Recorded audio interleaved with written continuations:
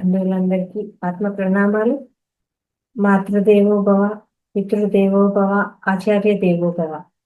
మనకు ఇంత చక్కటి ధ్యానాన్ని జ్ఞానాన్ని అందించిన బ్రహ్మర్షి పితామహ పత్రిజీ గారికి, గారికి, మహావతార్ బాబా గారికి, సమస్త గురుమండలానికి, ప్రకృతి మాతకు, ఈ విశ్వానికి అందరికీ కూడా ఆత్మ నమస్కారాలు. విజయ సార్ గారికి ఆత్మ నమస్కారాలు. మహావతార్ ఫౌండేషన్ లో 365 రోజుల సెషన్ రోజు క్లాస్ అందరికీ స్వాగతం అండి. స్వాధ్యాయంలో భాగంగా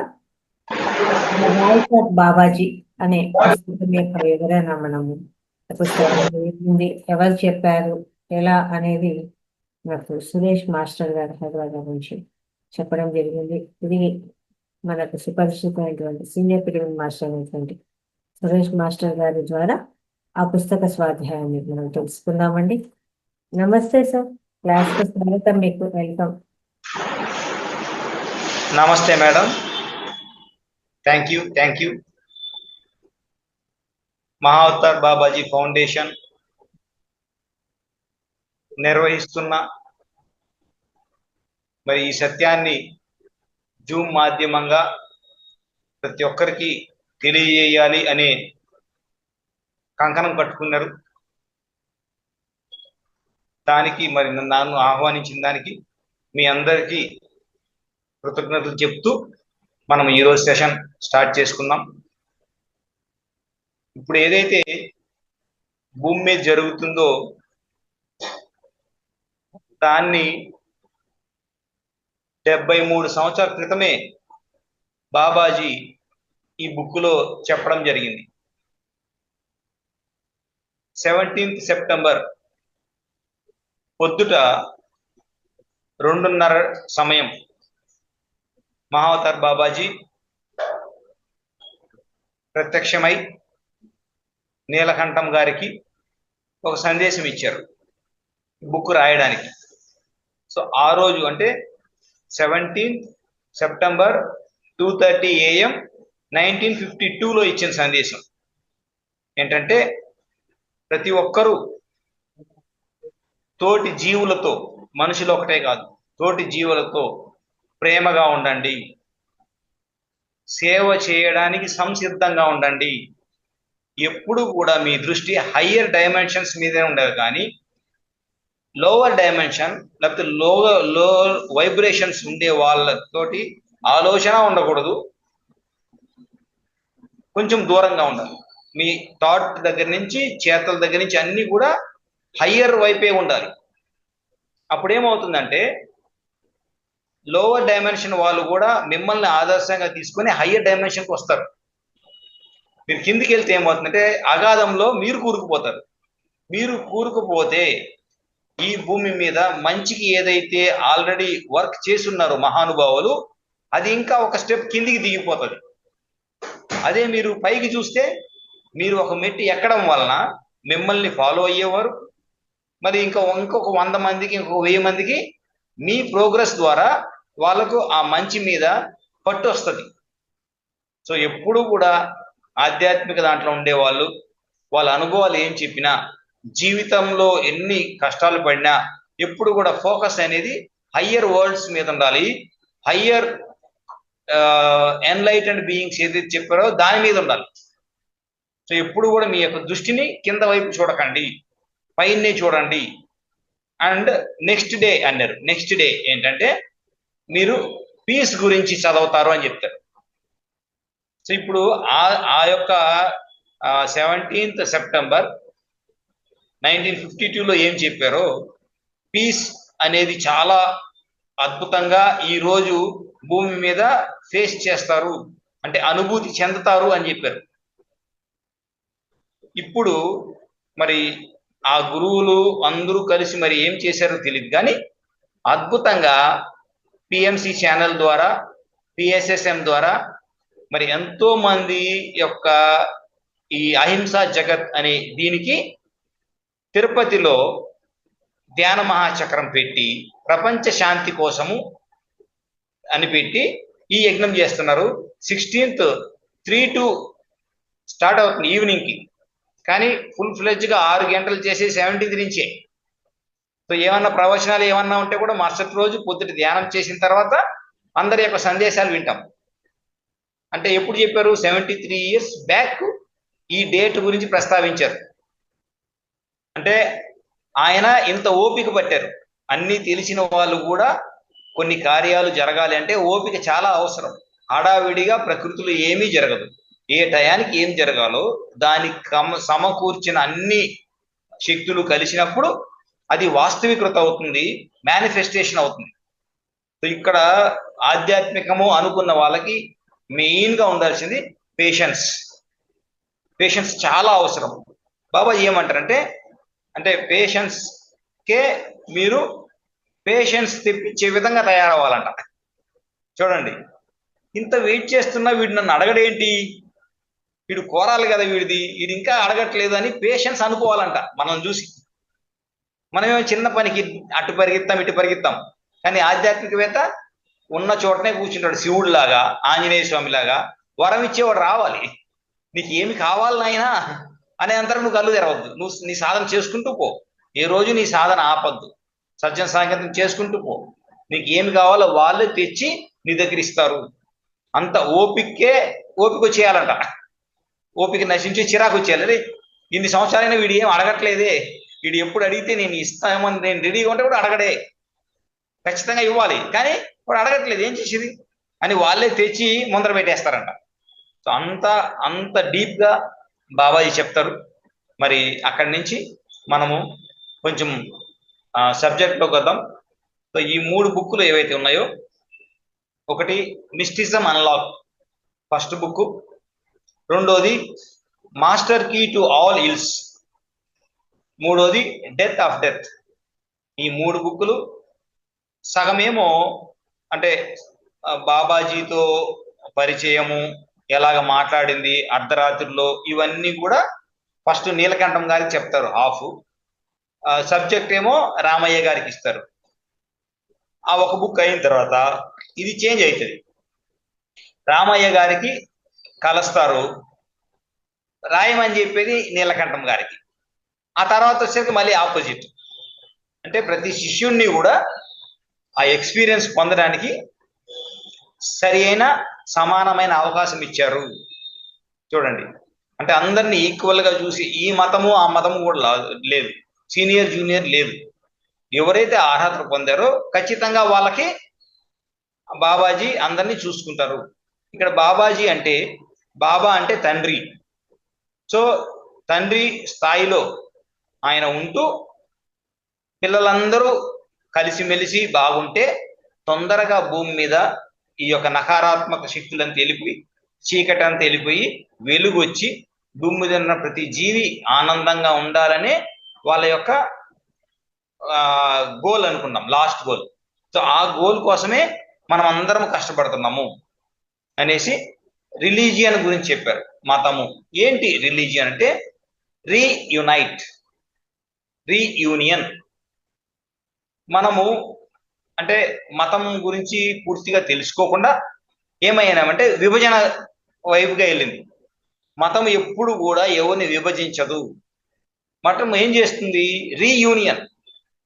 అంటే పైనుంచి వచ్చాము, జన్మ తీసుకున్నాం కిందికి, పైన పూర్ణాత్మ ఉంది, పూర్ణాత్మ నుంచి విడిపోయినాం. మతం ఎందుకు వచ్చింది అంటే, మతము మళ్ళీ ఈ శరీరమే అనుకున్న మనల్ని నువ్వు కూడా ఆత్మవే, నువ్వు కూడా ఆ యొక్క సూపర్ కాన్షియస్నెస్ కి సంబంధించిన వాడివే అని కలపడానికి వచ్చింది మతం. కానీ మనం ఎలా అర్థం చేసుకున్నాము? మీ మతం వేరు, మా మతం వేరు, మీరు వాళ్ళు అని ఏం చేసినాం? విడగొట్టినాం. ఏ మతము కూడా ట్రూ రిలీజియన్ అన్నారు. ట్రూ రిలీజియన్ ఎప్పుడు కూడా మనుషుల్ని విడదీయదు, అది మనుషుల్ని కలుపుతుంది. కలపడానికి వచ్చిందే మతం. మనం ఏం చేసాము? కొంతమంది యొక్క స్వార్థం వలన, వాళ్ళ యొక్క అజ్ఞానపు పొరల వల్ల సమాజంలో మతం అంటేనే అది ఒక ఉద్రేకమైన, లేకపోతే స్వార్థపూరితమైన, ఇంకా టెర్రరిస్ట్ లాగా ఇలా తయారవుతుంది అనేసి ఒక చెడు అభిప్రాయం వచ్చింది. ఎప్పుడు సత్యమే గెలుస్తుందని అందరికీ తెలుసు. మరి సత్యం ఒక్కటే ఉంది, రెండోది లేదు. మరి ఈ అసత్యము ఈ ఏంటి అంటే అది ఒక ఫాల్స్ స్టేట్మెంట్ అన్నారు. ఫాల్స్ స్టేట్మెంట్ అంటే ఏంటి? అది ఎప్పటి వరకైతే మనం తెలియదో, అజ్ఞానంలో ఉంటామో అంతవరకే అది ఉంటది. సత్యం తెలిసిన తర్వాత అది ఉండదు. సత్యం ఒకటే ఉంది కాబట్టి ప్రతి ఒక్కడు కూడా, అజ్ఞాని కూడా జ్ఞానం అయ్యేంత వరకే భ్రమలో ఉంటాడు, ఇల్యూషన్ లో. జ్ఞానం వచ్చిన తర్వాత అది లేదని తెలుసుకుంటాడు కాబట్టి ఖచ్చితంగా సత్యాన్నే పట్టుకుంటాడు. సో అజ్ఞానం అనేది దాన్ని సృష్టిస్తుంది, అది ఉండదు. ఏది ఉంటది? సత్యము ఎప్పుడు ఉంటది. దానికి ఉదాహరణ ఇచ్చాడు. ఏమిటంటే, మీకు ఆకాశం ఎలా ఉంటది, ఏ కలర్లో మనకు కనిపిస్తే బ్లూ కలర్ కనిపిస్తుంది. మీరు ఎంత దూరమన్నా వెళ్ళండి పైకి, బ్లూగానే కనిపిస్తుంది. నీళ్లు సముద్రంలో ఎలా ఉంటాయి? బ్లూగానే కనిపిస్తుంది. ఎంత దూరమైనా మీరు బ్లూ కనిపి, కానీ ఆ నీళ్ళని కానీ మీరు చేతితో తీసుకున్నారనుకోండి, ఏ కలర్ కనిపిస్తుంది? ఏ కలర్ కనిపిస్తుంది? మీ చెయ్యే కనిపిస్తుంది. అంటే బ్లూ ఉంటే అక్కడ మీరు చూస్తే బ్లూ, కానీ చేతిలో నీళ్ళు అదే నీళ్ళు తీసుకున్న చేతిలో, కానీ అక్కడ ఏం కనిపిస్తుంది? సో రియాలిటీ ఏంటి? కలర్లెస్, శూన్యము అనేది రియాలిటీ. కానీ ఈ కళ్ళు ఏం చూపిస్తుంది? బ్లూ కలర్ గా చూపిస్తుంది. సో బ్లూ కలర్ గా చూపించేది లేదు అక్కడ. మీరు చేతిలోకి యాక్చువల్గా తీసుకున్నప్పుడు రియల్ ఏంటి? కలర్లెస్. సో కలర్లెస్ అంటే వితౌట్ నేమ్ అండ్ ఫామ్. వస్తు పదార్థము, దానికి రూపం ఇచ్చారు, దానికి ఒక పేరునిచ్చారు, అంతేగాని యాక్చువల్గా రూపము లేదు, పేరు లేదు. ఉండేదంతా శూన్యము. ఆ శూన్యాన్ని ఎలా ఎలా ఎవరు అర్థం చేసుకుంటారో దాన్ని బట్టి ఆత్మజ్ఞానాన్ని వాళ్ళకి అందుతుంది. సో ఇది విస్తారంగా ఇచ్చారు. దీంట్లో మనకు జ్ఞానాన్ని బట్టి ఏం చెప్పారంటే 5 అంటే 5 ఐస్ గురించి చెప్పారు. జ్ఞానపరంగా ప్రతిసారి ఎలాగైతే కాన్సెప్ట్స్ చెప్తారో ఆ కాన్సెప్ట్స్ కూడా బాబాజీ చెప్పారు. ఏంటంటే 5 ఐస్. ఈ 5 ఐస్ లో 2 ఆధ్యాత్మికతకు సంబంధించింది, 3 అజ్ఞానానికి సంబంధించింది. మీరు ఎప్పుడు దేన్ని పట్టుకోవాలంటే ఆత్మజ్ఞానానికి సంబంధించింది, స్పిరిచువల్ నాలెడ్జ్ ఏదైతే ఉందో, స్పిరిచువల్ సైన్స్, దాన్నే పట్టుకోవాలంటారు. ఏంటంటే ఫస్ట్ వచ్చి ఇంట్యూషన్. ఇంట్యూషన్ ఆత్మ నుంచి వస్తుంది, మనసు నుంచి రాదు. రెండోది ఇన్స్టింక్ట్. ఇన్స్టింక్ట్ అంటే ఆ సమయంలో వచ్చేది, జస్ట్ మూమెంట్ పాపప్ అవుతుంది మీకు.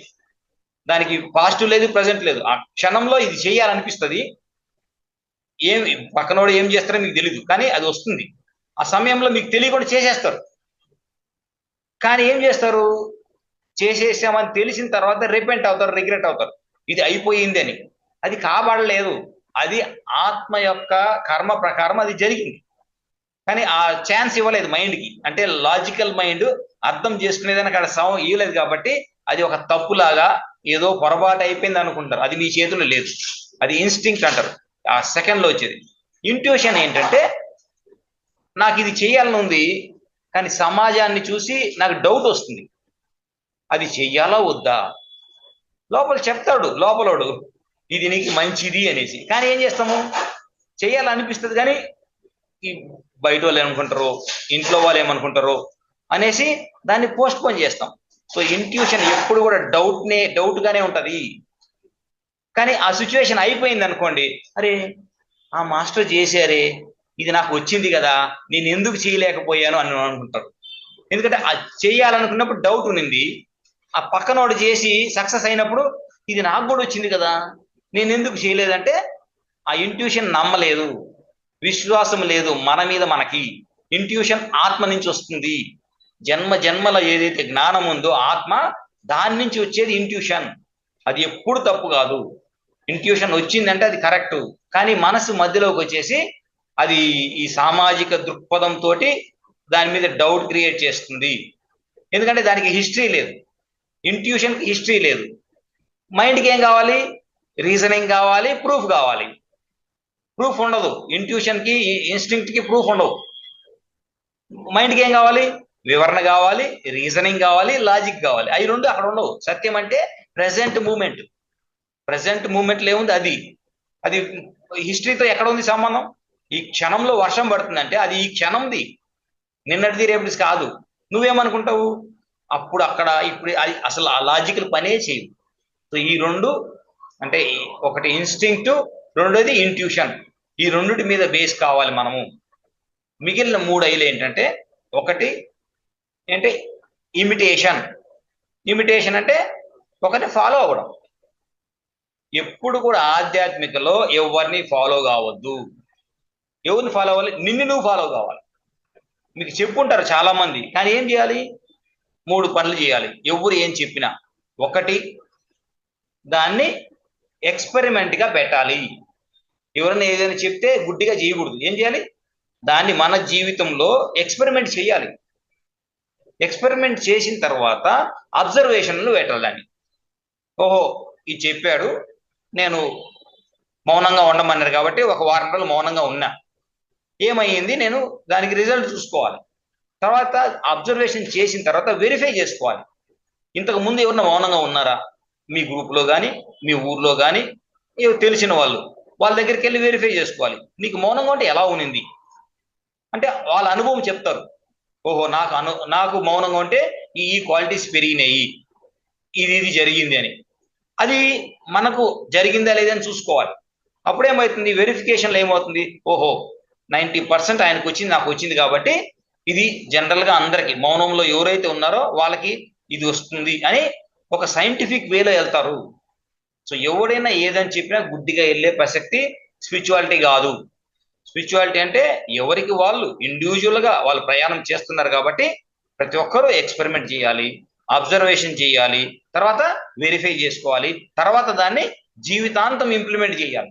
వెరిఫై అయిపోయిన తర్వాత రెండోసారి అవసరం లేదు. ఎందుకంటే మనకు నిర్ధారణ అయిందంటే ఇంకెవడు మాట వినాల్సిన అవసరం లేదు. It is a scientifically proven కాబట్టి దాన్ని ఒక బేస్ వచ్చింది కాబట్టి దాన్ని మనం ఇంప్లిమెంట్ చేసుకుంటూ పోవడమే. తర్వాత సెకండ్ ఒపీనియన్, థర్డ్ ఒపీనియన్ స్పిరిచువాలిటీలో ఉండదు. Okay madam. నెక్స్ట్ ఇమిటేషన్ అయింది. రెండోది అంటే ఇంటెలిజెన్స్. ఇంటెలిజెన్స్ అంటే తెలివిని ఏం చేశారంటే మైండ్ అక్కడ ఎంటర్ అయ్యి స్వార్థముగా హ్యాపీగా బతికితే దాని ఇంటెలిజెన్స్ అన్నారు. స్వార్థం ఎప్పుడు ఇంటెలిజెన్స్ కాదు. స్వార్థం అనేది నీకు మంచిది అవుతుంది కానీ సమాజానికి కాదు. ఒక్కొక్కసారి అది కుటుంబానికి కూడా వర్తించదు. ఆ మనిషి పూర్తిగా స్వార్థం అయిపోతే తెలివితేటలంతా తన యొక్క పరిధిలో లాభము లేకపోతే తన యొక్క సుఖాల కోసమే ఆ ఇంటెలిజెన్స్ వాడతాడు. అది ఎట్ట యూనివర్స్ అవుతుంది? So intelligence is not universal truth. అది మనసు క్రియేట్ చేసే ఒక ఇల్యూషన్. మూడోది ఇంపల్స్ ఏంటంటే ప్రేరణ. చూడండి, ఎన్నో మోటివేషన్ క్లాస్కి వెళ్తారు, ఫుల్ ఛార్జ్ అయిపోతారు, 40 మంది 50 మంది. ఏమవుతుంది, ఆ మోటివేషన్ ఇచ్చిన ఆయన వెళ్ళిపోతారు, ప్రేరణ కలిగింది, ఏదో చేసేస్తాం ఇంకేదో చేద్దామని. బయటకు వచ్చిన తర్వాత మ్యాక్సిమం 1 hour 2 hours ఉంటుంది మీకు. తర్వాత మీరు పనిలోకి వెళ్ళినా ఇంటికి వెళ్ళినా ఆ ప్రేరణ ఉందా? లేదు. ఎందుకు? ఆ సమయంలో ఆ హాల్ని ఒక ఎనర్జీతో నింపాడు. బయటకు వచ్చిన తర్వాత అది పనిచేయదు, మీ యొక్క ఎనర్జీ పనిచేస్తుంది. సో మీ యొక్క ఎనర్జీ ఎలా ఉండాలి? మీ మీద బేస్ అయ్యి ఉండాలి. కానీ ఆ హాల్లో ఏమైంది, 40 మంది యొక్క అది బేసు అది చెప్పే అతని మీద పడింది. అతనితో వీళ్ళు ప్రేరణ పొందారు కానీ తనతో ప్రేరణ పొందలేదు, కాబట్టి అది నిలవదు.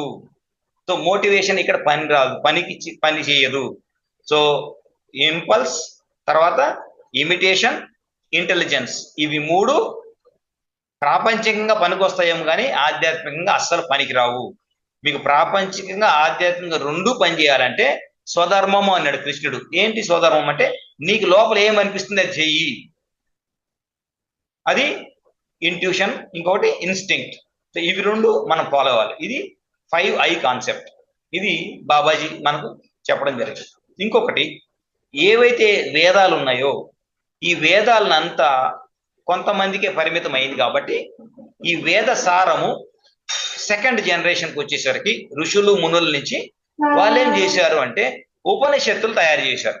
ఉపనిషత్తులు అంటే వేదాలలో ఉండే సారాన్ని సామాన్య ప్రజలకు అందరికీ వెళ్ళి అందరూ హ్యాపీగా దైవత్వంతో కనెక్ట్ కావాలి అనే సదుద్దేశంతో చిన్న చిన్న కథలుగా, నీతి కథలుగా, లేకపోతే మన క్యారెక్టర్ కానీ మన ధర్మము కానీ తెలియజేసే విధంగా, దాంట్లో ఉండే పాజిటివ్ యాటిట్యూడ్ చెప్పే తరంగా నెక్స్ట్ జనరేషన్ కి వెళ్ళాలి అనే దాని ప్రకారము క్రియేట్ అయినటివే ఉపనిషత్తులు. కఠోపనిషత్తు ఉంది, మండుకోపనిషత్తు ఉంది, ఇలాగా ఉపనిషత్తులు తయారైనవి, అంటే అందరికీ వెళ్ళే విధంగా. దీనికంతా కూడాను కేంద్రంగా ఒక ఏరియాని సెలెక్ట్ చేశారు. మెడ్రాస్ యూనివర్సిటీకి సంబంధించిన 2 ప్రొఫెసర్లు. ఎప్పుడు 1952కు ముందు చూడండి, 1952కు ముందే ఇచ్చేశారు. ఆ ప్లేస్ ఏమో చిత్తూరు జిల్లాలో కాళహస్తి అని ఉంది. కాళహస్తిలో కైలాసగిరి అనే ఒక ప్లేస్ ని ఎంచుకొని వాళ్ళు భవిష్యత్ తరాల్లో వేదాలు కానీ ఉపనిషత్తులు కానీ మన సనాతన ధర్మంలో ఉండే ఏదైతే సూక్ష్మాలు ఉన్నాయో అవన్నీ ప్రజల్లో అన్ని వర్గాలకు వెళ్ళాలి, ప్రతి ఒక్కరికి వెళ్ళాలి. ఇవి సీక్రెట్ కాదు, బాగుపడాలంటే అందరూ బాగుపడాలి కాబట్టి ఇది ఓపెన్ అయిపోవాలనే ఒక ఉద్దేశంతో ఉపనిషత్ విహార్ అనే దాన్ని సంస్థని చేసి అక్కడ కొన్ని ఎకరాలు ఒక దాత ఇస్తే అక్కడ ఒక ఎడ్యుకేషన్ సొసైటీ లాగా పెట్టారు. సో దాంట్లో నుంచి వాళ్ళు స్టడీ చేయడం మొదలుపెట్టి గ్రామాల్లో కానీ అందరికీ ఈ యొక్క ఉపనిషత్ సారం వెళ్ళి వాళ్ళ యొక్క ఏదైతే వేదాల్లో ఉన్నారో ఆ వేదాల్లో ఉండేది ఆచరణాత్మకంగా చేయాలి ప్రజల్లో అని ఆ మార్గం అక్కడ క్రియేట్ కాబడింది. సో దీనికి చాలా కృషి చేశారు ఆ 2 ప్రొఫెసర్లు ఎవరైతే మెడ్రాస్ యూనివర్సిటీ. ఇది 1952కు ముందు. సో ఇదే మనం గాంధీ మహాత్ముడి దగ్గర చూసుకుంటే, గాంధీ మహాత్ముడు ఎప్పుడైతే లండన్కి వెళ్ళారో, లండన్కి వెళ్ళిన తర్వాత తెలిసింది శాకాహారం యొక్క గొప్పతనం. తల్లికి ఏదైతే శాకాహారము నేను తింటాను అని మాట ఇచ్చాడు ఇక్కడ లండన్కి వెళ్ళే ముందు, నేను మాంసం తిన్నని మాట ఇచ్చాడు తల్లికి. అప్పుడు తల్లి ఒప్పుకునేది, ఓకే ఎల్లు నువ్వు నీ ధర్మాన్ని పాటించాలని. సో అక్కడికి వెళ్ళిన తర్వాత అక్కడ అంటే 1900 ముందు చెప్తున్నాను నేను, యూరోప్ లో లండన్ లో అక్కడ ఒక సొసైటీ ఉంది, వాళ్ళు ఓన్లీ వెజిటేరియనే తింటారు. చూడండి, అంటే 1900s లో కూడా, అంటే 1850, 1860, 1870 ఆ టైంలో కూడా లండన్ లో అంటే యూకేలో వెజిటేరియన్ మూమెంట్ ఉంది. అందరూ హైలీ ఎడ్యుకేటెడ్ పీపుల్, వాళ్ళంతా గుమిగూడి శరీరానికి ఏది సరి అయిన ఆహారము అని రీసెర్చ్ చేసి దాన్ని అక్కడ ఇంప్లిమెంట్ చేస్తే అక్కడికి వెళ్ళిన తర్వాత శాకాహారం యొక్క గొప్పతనం తెలుసుకొని గాంధీ మహాత్ముడు ఫుల్ ఫ్లెడ్జ్ గా ప్రతిజ్ఞ చేసుకున్నాడు. ఏమనంటే నేను శాకాహారాన్ని ప్రమోట్ చేస్తాను అని. అది లండన్ లో జరిగింది. ఇంప్లిమెంట్ చేసిందేమో మన దగ్గరికి అక్కడి నుంచి సౌత్ ఆఫ్రికా వచ్చారు, బ్యారిస్టర్ అయిన తర్వాత అక్కడ మళ్ళీ స్వతంత్రం కోసం ప్రయత్నించారు, అక్కడి నుంచి మళ్ళీ ఇండియాకు వచ్చి చేయడం జరిగింది. సో ఇదంతా ఒక ప్రణాళిక ప్రకారమే జరుగుతుంది. సో బాబాజీ ఏమంటారంటే భూమి మీద ఏమి జరగాలన్నా అది గురువుల యొక్క పర్యవేక్షణలోనే జరుగుతుంది. మీరు హడావిడి చేస్తే ఏమి జరగదు, మీకు అసలు ఏమీ తెలియదు కాబట్టి మీ వరకు మీరు చేసుకుంటున్నారు. కానీ ఒక సిస్టమ్ అనేది ఉంటుంది ఎక్కడైనా సరే, ఆ సిస్టము ఆ మెచ్యూరిటీ అయిన తర్వాతనే రిజల్ట్ ఇస్తుంది. సో చాలా చాలా ఓపిక ఉండాలి. క్రియేట్ చేసే వాళ్ళకి ముఖ్యంగా ఉండేవలసిన లక్షణము పేషెన్స్. పేషెన్స్ ఉంటేనే ఆ ప్రోడక్ట్ అనేది ఎప్పుడు రావాలి, ఎప్పుడు వస్తే ప్రజలకి పనికొస్తుంది. దాంట్లో రీసెర్చ్ అయిన తర్వాత అది టెస్ట్ అయిన తర్వాత అప్పుడు ప్రజల్లోకి వస్తుంది. సో దీనికి ఉండాల్సింది ఏంటి? పేషెన్స్. సో పేషెన్స్ గురించి బాగా చెప్పారు బాబాజీ. తర్వాత నిక్కచ్చిగా రాస్తారు, నీలకంఠం గారు నిక్కచ్చిగా రాస్తారు. నిక్కచ్చిగా రాసినప్పుడు చెప్తారు, నువ్వు సైలెంట్ గా ఉండాలి. నిన్ను ఒకరు వచ్చి 2 దెబ్బలు వేస్తాడు, నువ్వు సైలెంట్ గా ఉంటారు. అప్పుడు నీలకంఠం గారు ఏమంటారంటే ఫర్ ఎవర్ సైలెంట్ గా ఉంటాను బాబాజీ అంటారు, గురుదేవ అంటారు. ఫర్ ఎవర్ సైలెంట్ గా ఉంటాను గురుదేవ అంటారు. నేను ఫర్ ఎవర్ అని చెప్పలేదు, ఆ దెబ్బలు కొట్టినప్పుడు దాన్ని భరించు, దాని గురించి అంటే ఘర్షణ చేయొద్దు, ఫీల్ కావద్దు అనేసి అంటాడు. సరే మీరు చెప్పినట్టే చేస్తా అంటారు. కరెక్ట్ గా బాబాజీ చెప్పిన తర్వాత ఒక పోస్ట్ కార్డ్ వస్తుంది, యోగద సత్సంగ్ YSS. యోగానంద పరమహంస గారు ఆ యొక్క గురు పరంపరలో ఒక యోగి ఆత్మకథ వచ్చిన తర్వాత ఆ తర్వాత ఏదైతే సత్సంగం స్టార్ట్ చేశారో దాని పేరు YSS, యోగద సత్సంగం. క్రియాయోగా నేర్పిస్తారు. ఈ మంచి అన్ని ఒక సంస్థ లాగా ప్రతి ఒక్క మనిషికి ఈ యొక్క దివ్యత్వపు లక్షణాలు, ప్రేమ ఇవి అని వెళ్ళాలని అది బాగా ప్రచారం జరిగింది. ఆల్ ఓవర్ ద వరల్డ్ చాలా సెంటర్స్ ఉన్నాయి క్రియాయోగా చేస్తూ ఎంతో అద్భుతమైన ఆధ్యాత్మిక జ్ఞానాన్ని పంపించేవారు. సో ఆ జ్ఞానం ద్వారా ప్రజల్లో మార్పు రావాలి అని ఒక ఉద్దేశంతో ఇక్కడ చెప్పడం జరిగింది. ఏమిటంటే నువ్వు ఇక్కడికి రాకముందు థియోసాఫికల్ సొసైటీలో ఉన్నావు. ఎవరు? నీలకంఠం గారు జర్నలిస్టు, హైలీ ఎడ్యుకేటెడ్. సో ఆయన ఏం చేస్తాడంటే థియోసాఫికల్ సొసైటీలో ఉన్నప్పుడు ఆయన బుక్కులు రాస్తారు, మ్యామ్ జర్నల్స్ ఇస్తారు. ఆ జర్నల్స్ ఇచ్చేటప్పుడు దాంట్లో ఉండే మంచిని చెడుని రెండు రాస్తారు. చెప్పండి, ఇప్పుడు ఒక సంస్థలో మీరు బుక్ రాసేటప్పుడు మంచి రాసేటప్పుడు ఓకే అంటారు, కానీ మీరు చెడు రాసేటప్పుడు మీ హయ్యర్ అఫీషియల్స్ ఏమంటారు? ఇది ఎవరు పర్మిషన్తో రాసావు, ఇది ఎందుకు రాసావు అనే ఒక ఒక అపోజిషన్ వస్తుంది మీకు మీ పై వాళ్ళ దగ్గర నుంచి. అప్పుడు నువ్వు ఏం చేసావు అని బాబాజీ అడుగుతాడు. అప్పుడు నేను ఎవరి మాట వినలేదండి, నేను లోపాలు లాభాలు రెండు నా బుక్లో పెట్టాను అంటారు. అప్పుడు బాబాజీ చెప్తారు, ఇక్కడ కూడా అదే పని చెయ్యి, నువ్వు ఎవరికి తలంచొద్దు. నువ్వు సత్యం చెప్పేటప్పుడు నీ ఇంట్లో వాళ్ళు చెప్పినా, ఫ్రెండ్స్ చెప్పినా, ఎంత క్లోజ్ వాళ్ళు చెప్పినా సత్యం దగ్గర సత్యమే పాటించు.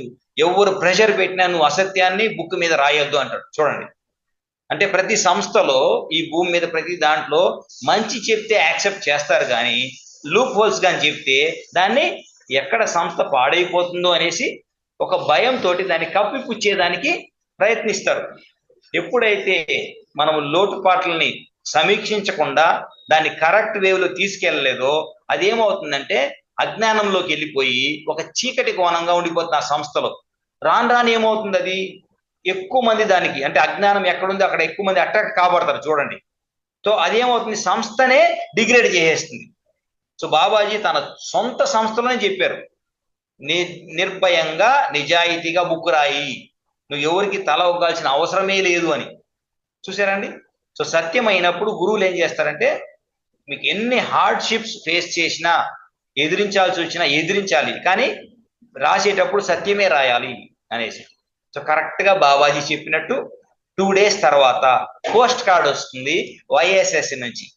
అప్పుడు సత్యాన్ని చెప్పారు, నిజం చెప్పారని అనీ బెసెంట్ గారే రాశారు. చూడండి, బ్లావెట్స్ కి స్టార్ట్ చేశారు థియోసాఫికల్ సొసైటీ. తర్వాత అనీ బెసెంట్ గారు దాన్ని రన్ చేసేటప్పుడు ఈయన అలా రాశారు. దాంట్లో ఉండే మొత్తం 2 రాశారు. సో ఇది ఎందుకు రాశావు అనేసి అక్కడి నుంచి ప్రెషర్ వచ్చింది. ఇప్పుడు ఇక్కడ క్రియాయోగా గురించి రాస్తూ ఉంటే వాళ్ళ డౌట్ ఏమిటంటే, వాళ్ళకి మేము ఇన్ని సంవత్సరాల నుంచి నడిపిస్తున్నాము క్రియాయోగాని, మాకు కనిపించని బాబా నీకెందుకు కనిపించారు, అసలు ఈ మెటీరియల్ ఎక్కడి నుంచి వచ్చింది అని వాళ్ళ డౌట్. ఇక్కడేమో బాబాజీ ప్రతిరోజు అర్ధరాత్రి అయితేనే ప్రత్యక్షమై మనం ఇలాగ మాట్లాడుకుంటామో, అంటే ఇలా కూడా కాదు, ఒకే రూములో ఇద్దరు మాట్లాడుకొని ఫ్రెండ్స్ లాగా ఉండేవాళ్ళు. సో ఇన్ని సంవత్సరాలు సాధన చేసి లైఫ్ అంతా దానికి పెట్టిన మాకు బాబాజీ కనపడలేదు, నువ్వు ఈ మధ్య వచ్చినావు నీకు కనిపిస్తున్నారంటే ఎవరికన్నా కొంచెం లోపల బాధ అనిపిస్తుంది, వాళ్ళ మీద కొంచెం ఇది అనిపిస్తుంది. సో వాళ్ళ ఫీలింగ్ అది, ఇంత మెటీరియల్ ఎక్కడి నుంచి వచ్చింది, నువ్వేం బుక్ పబ్లిష్ చేయడానికి కూడా రెడీ అవుతున్నావు, మా దగ్గర పర్మిషన్ తీసుకోవాలి కదా, మేము కదా మదర్ సంస్థ, మేము కదా మా పేరు మీద మా గురూజీ గురించి రాయాలంటే మీరు తీసుకోవాలి కదా. అంటే నాకు గురూజీ అది చెప్పలేదు. మహావతార్ బాబాజీకి భూమి మీద ఉన్న సకల జీవులు సమానమే. క్రియాయోగ చేసిన వాళ్ళు ఒక పక్క, క్రియాజీ చేయని వాళ్ళు ఒక పక్క, లేకపోతే ఇంకొక రకంగా వాళ్ళు, ఇటువంటి భేదభావన దైవత్వ లోకంలో ఉండదు. వాళ్ళు తెలివైన వాళ్ళైనా తెలివిలోనైనా సరే, మంచి వాళ్ళ చెడు వాళ్ళ సంబంధమే లేదు. ఒక అద్భుతమైన కొటేషన్ చెప్తారు బాబాజీ, ఏంటంటే ఈ భూమి మీద పాపాత్ముడైనా సరే, ఎన్నో క్రూయల్ ఇవి చేసిన వాడైనా సరే, నా దగ్గరికి వస్తే, అతనికి ఆ ఎరుక వస్తే, సెల్ఫ్ రియలైజేషన్ అయితే 1 సెకండ్లో అతను ప్యూర్ హార్ట్ గా తయారవుతాడు. చూడండి, అంటే ఆయన యొక్క కృప, ఆయన యొక్క దారి చూపించే ఆ యొక్క కరుణ అందరి పట్ల సమానంగా ఉంటుంది. కానీ మనకి ఏం చెప్తారు, మంచి చేస్తే మంచి జరుగుతుంది, చెడు చేస్తే చెడు జరుగుతుంది అంటారు. కానీ దైవత్వం ఏం చెప్పింది ఇక్కడ? అవన్నీ పక్కన పెట్టండి, మీరు మారాలి అనుకున్నప్పుడు నా దగ్గరికి వచ్చినప్పుడు నా కృప అందరికి సమానంగా ఉంటుంది. అంటే మనల్ని బట్టే మన చేంజ్ వస్తుంది, కానీ గురువులను బట్టి కాదు. వాళ్ళు ఎప్పుడు రెడీగా ఉంటారు ఆ లైట్ పట్టుకొని, ఆ యొక్క దారిలో వెళ్ళాలి అని నిశ్చయం చేసుకొని సాధన చేస్తే ఆ దారి దివ్యంగా మనకి చూపించబడుతుంది. సో అలాగా ఆ కార్డు, పోస్ట్ కార్డు వస్తుంది. పోస్ట్ కార్డు వచ్చిన తర్వాత చూస్తారు, ఇది క్వశ్చన్ అంటే ఈ జ్ఞానం మీకు ఎక్కడి నుంచి వచ్చింది అంటే అప్పుడు రాస్తారు, ఉండేది ఉన్నట్టు రాస్తారు. ఈ మాదిరిగా నాకు ఒక యోగి ఆత్మకథ నేను చదివిన తర్వాత యోగానంద పరమహంస గారు ఇచ్చిన ఆ జ్ఞానాన్ని బేస్ చేసుకొని నేను రోజు ధ్యానం చేస్తున్నాను. ప్రతిరోజు ఎగ్మోర్ నుంచి సెయింట్ థామస్ అనే వాళ్ళ సెంటర్ ఉంటుంది, రోజు అక్కడికి వెళ్ళి గ్రూప్ మెడిటేషన్ చేసేవాళ్ళు ప్రతిరోజు. ఏమైనా సరే, ఆయనకి కాలు నొప్పి ఉంది, కాళ్ళల్లో అల్సర్ ఉంది, ఆయన ఒక పేషెంట్ అయినా కానీ గురువు గారి యొక్క విశ్వాసం, గురువుగారి మీద విశ్వాసము, ఈ ఫైనాన్షియల్ ప్రాబ్లంను లెక్క చేయకుండా, హెల్త్ కండిషన్ లెక్క చేయకుండా, గురూజీ ఇది చెప్పారు కదా నేను చెయ్యాలి అని అట్లా నడుచుకుంటానే, డబ్బులు లేవు కాబట్టి ఆటో పట్టుకోలేరు, క్యాబ్ పట్టుకోలేరు, కానీ నడుచుకుంటానే వెళ్ళి గ్రూప్ మెడిటేషన్ చేసి వచ్చేవాళ్ళు. సో అప్పుడు బాబాజీ ఇలాగా నాకు ఫస్ట్ వాయిస్ రూపంలో వినిపించారు నా రూమ్లో. సో కొంచెం భయపడ్డాను, కానీ 2-3 సార్లు అదే వాయిస్ వస్తే మీరు ఎవరు అని అడిగినప్పుడు నేను మహావతార్ బాబాజీని అన్నారు అని చెప్పారు. సో అప్పుడు భయం పోయింది. నెక్స్ట్ ఏమైంది, ఈ భూమధ్యలో ఒక వెలుతురులాగా వచ్చింది. అంటే కళ్ళకు పై భాగంలో వెలుతురులాగా కనిపించే వాళ్ళు. ఫస్ట్ సౌండ్ వచ్చింది, తర్వాత ఇది వచ్చింది. సో అప్పుడు ఆ వెలుతురు నుంచి, జ్యోతి రూపంలో నుంచి సౌండ్ వచ్చింది. ఇంతకుముందు చెవులకు వినిపించే సౌండ్ ఇప్పుడు ఆ వెలుతురు నుంచి వస్తుంది. అలాగా కొన్ని రోజులు అయిన తర్వాత పూర్తి శరీరంతో బాబాజీ కనిపించే వాళ్ళు. సో తర్వాత ఏమైందంటే బాబాజీ వస్తున్నారంటే, ఎందుకంటే ఆ ఫ్రీక్వెన్సీ ఈ ఫ్రీక్వెన్సీ కలిసింది కాబట్టి రాకముందే సిగ్నల్ వచ్చేస్తుంది. శరీరము, మనసు, బుద్ధి, ఆత్మ అన్ని పసిగట్టేసింది. ఎందుకంటే బాబాజీ ఉన్నప్పుడు ఆ రూమ్ ఎలా ఉంటుంది, ఆ వాతావరణం ఎలా ఉంటుంది, మైండ్ ఎలా జీరో అయిపోతుంది అనేది అర్థమైంది కాబట్టి నీలకంఠం గారికి, రామయ్య గారికి ఆయన వస్తున్నాడని ముందే తెలిసిపోతుంది. ఎందుకు? తన యొక్క బాడీలో అది గ్రహించగలిగాడు. అనుభవం ఇది బుక్కులు చదివింది కాదు. ఆయన యొక్క విశ్వాసము బాబాజీ మీద ఈ యొక్క అనుభవం తీసుకొచ్చింది. ఒక్కొక్కసారి పార్క్కి వెళ్తాడు, బాబాజీ ఇక్కడికి వచ్చేసారంటే ఏం నేను రాకూడదా, నేను నీ గదిలోకే రావాలా, ఇప్పుడు వచ్చారేంటి అంటే నాకు టైం ఉందా అంటే, ఫ్రెండ్స్ ఎట్ట మాట్లాడుకుంటారో సేమ్ అట్ట మాట్లాడతారు. సో అంటే బాబాజీ అందరిని ఫ్రెండ్ లాగానే చూస్తారు. మనకు తెలియని వాళ్ళు ఏంటంటే గురువు శిష్యుడు అనే ఒక డిఫరెన్స్, అంటే ఒక డిస్టెన్స్ మెయింటైన్ చేస్తారు. కానీ పరమ గురువులు ఎవరు డిస్టెన్స్ మెయింటైన్ చేయరు. ఎందుకంటే వాళ్ళు చెప్పేది మూల సిద్ధాంతము, నీ లోపల నువ్వు వెతికితే నేనున్నాను. సో ఇదే బాబాజీ ఇప్పుడు కూడా చాలా మందికి మనోళ్ళు మహావతార్ బాబాజీ గుహకి వెళ్ళినా కానీ ఆ వచ్చి ఎక్స్పీరియన్స్ చెప్పినప్పుడు వెళ్ళలేని వాళ్ళు ఇంట్లో ఉంటారు, వాళ్ళకి కొన్ని బరువు బాధ్యతలు ఉంటాయి, అందరూ వెళ్ళలేరు. వాళ్ళకి బాబాజీ ఇచ్చిన సందేశం ఏంటంటే, మీరు నన్ను వెతుక్కుంటూ వస్తే మీకు కష్టమవుతుంది. మీ సాధన బాగా అయినప్పుడు, మీరు మంచి మార్గంలో, ధర్మ మార్గంలో ఉన్నప్పుడు మేమే మీ దగ్గరికి వస్తాము, అది సులువైన మార్గము అన్నాడు. చూడండి, ఏది సులువు చూసుకోండి. వెళ్ళే వాళ్ళు వెళ్తారు, చూస్తారు, వస్తారు. పర్యాటకం లాగా వెళ్ళకూడదు. ఒక ఆధ్యాత్మిక కేంద్రంకి వెళ్తున్నామనే భావంతో వెళ్ళాలి. అప్పుడు ఆయన యొక్క దర్శనం కలుగుతుంది, అక్కడైనా ఇక్కడైనా. సో ఇక్కడ ఉన్న వాళ్ళు తక్కువ, వెళ్ళిన వాళ్ళు ఏదో చేసినారు. 10 సార్లు నేను హిమాలయాలకు వెళ్తుంటే ఏం లేదు.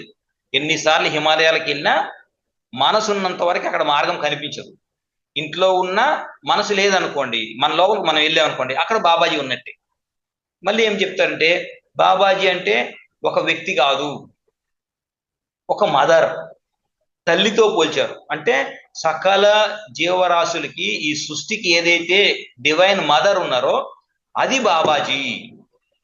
మళ్ళీ చూసుకోండి, ఇప్పుడు అంటే పత్రిజీ ఉన్నారు, ఇంకా లాలాజీ ఉన్నారు, ఇంకా చాలా మంది ఉన్నారు, కృష్ణ భగవాన్ ఉన్నాడు, ఈశ్వరుడు. వీళ్ళందరూ కూడా ఎక్కడి నుంచి అంటే ఆ డివైన్ మదర్ నుంచి వచ్చిన కాన్షియస్నెస్. ఆ హయ్యర్ లెవెల్కి వెళ్ళినప్పుడు అక్కడ రూపాలు ఉండవు కాబట్టి అందరూ ఒకే చైతన్యం అనబడుతుంది. కాబట్టి ఎప్పుడు మోసపోకండి. వేరే రూపంలో వచ్చారు, వాళ్ళు గొప్ప వీళ్ళు తక్కువ అనే ఎప్పుడు డిస్కషన్ పెట్టుకోకండి. ఏ గురువు వచ్చినా ఆ సమయానికి ఆ సత్యాన్ని ఇవ్వడానికి వచ్చారే కానీ వాళ్ళ మధ్యలో ఏమీ డిఫరెన్స్ లేదు. అంతా ఒక్క సూర్యుడి నుంచే డిఫరెంట్ గా వచ్చిన కిరణాలు మాత్రమే. ప్రతి కిరణము వచ్చింది అంటే డివైన్ మదర్ అనే సూర్యుడి నుంచి వచ్చింది. ఈ దృష్టి ఎప్పుడు పెట్టుకోకండి. ఎప్పుడు కూడా మతము అనేది మిమ్మల్ని చంపడానికి రాదు, మిమ్మల్ని సేవ్ చేయడానికి వస్తుంది. అంటే ప్రాణం ఇవ్వడానికి వస్తుంది కానీ ప్రాణం తీయడానికి రాదు. ఈరోజు మీరు కొట్లాడుకొని ఒకరినొకరు చంపుకుంటున్నారంటే అది మతము కానే కాదు. మతం ఎప్పుడు కూడా మనుషుల్నే కాదు జీవులను కూడా చంపదు. సహజ మరణం వచ్చే అంతరికి వెయిట్ చేయమనే చెప్తుంది కానీ ప్రతి ప్రాబ్లంని మీరు సాల్వ్ చేసుకోవాలి, దాని నుంచి పాఠం నేర్చుకోవాలనే మతం చెప్తుంది కానీ ఆత్మహత్య చేసుకోమని చెప్పదు. వేరే వాడిని చంపేస్తే ఎక్కడికో వెళ్తే స్వర్గం ఉంటుంది అని చెప్పదు. వాస్తవం ఏంటంటే స్వర్గము నరకము ఇక్కడే ఉన్నాయి. పైకి వెళ్తే ఎక్కడ ఉన్నాయి తర్వాత సంగతి, ఫస్ట్ ఇక్కడే నువ్వు అన్ని సాధించాలి అనే మతం చెప్తుంది. రెండోది, మతము అనేది మీకు రోగాన్ని ఇవ్వదు, హీల్ చేస్తుంది. చూడండి, స్వస్థత ఇస్తుంది మతం. మీకు రోగం వస్తుందంటే అది మతం కాదు, అది మనలో ఉన్న మూఢ నమ్మకాలు లేకపోతే మన యొక్క బిలీఫ్ సిస్టమ్స్ రాంగ్ వేలో వెళ్తున్నాయి. అక్కడ సరి చేసుకుంటే మతం యొక్క గొప్పతనం తెలుస్తుంది.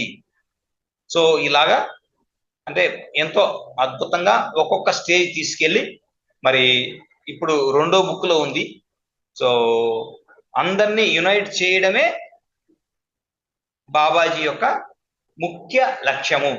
సో మనమందరము ఎన్నో అంటే ఆయన ఏం చెప్తారంటే ఎంతో మంది ట్రై చేశారు భూమి మీద ఏకత్వం సాధించడానికి, మరియు అందరూ ఒకటే అనే ఆ యొక్క ప్రాక్టికల్ థియరీ కాదు, ప్రాక్టికల్ అందరూ కలిసిమెలిసి ఉండడానికి.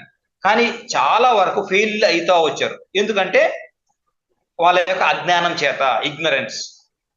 So ignorance is the main cause. ఎవరైనా సరే ఆధ్యాత్మికంగా ఎదగలేదు అంటే అజ్ఞానము మెయిన్ కాసు. సో మనం ఈ ధ్యానం ఎందుకు చేస్తున్నాము?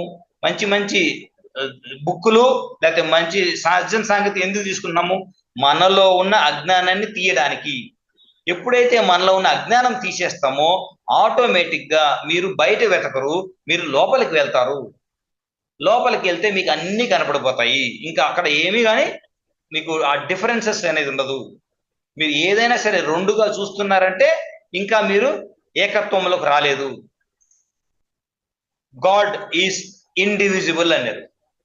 అంటే భగవంత తత్వాన్ని మీరు విభజించలేరు. చూడండి, భగవతత్వం ఒకటే, దాన్ని విభజించేదానికి వీలు కాదు.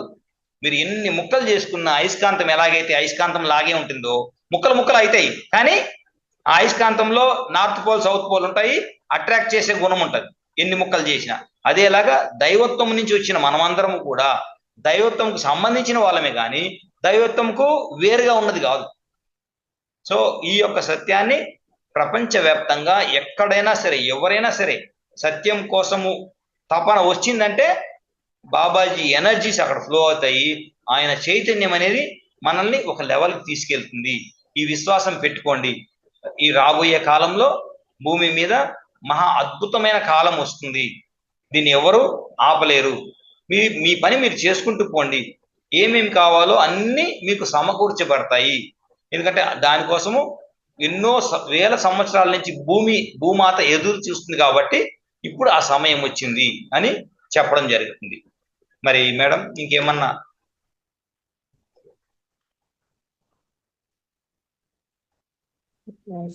బాగుంది సార్.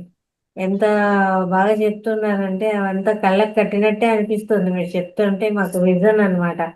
అలా అంత అద్భుతంగా ఉంది బాబాజీ గారిది, నీలకంఠన్ గారిది, వాళ్ళ డిస్కషన్ కానీ, ఆ మధ్యలో చెప్పిన చైతన్యం గురించి కానీ అవన్నీ కూడా చాలా అద్భుతమైన మెసేజ్.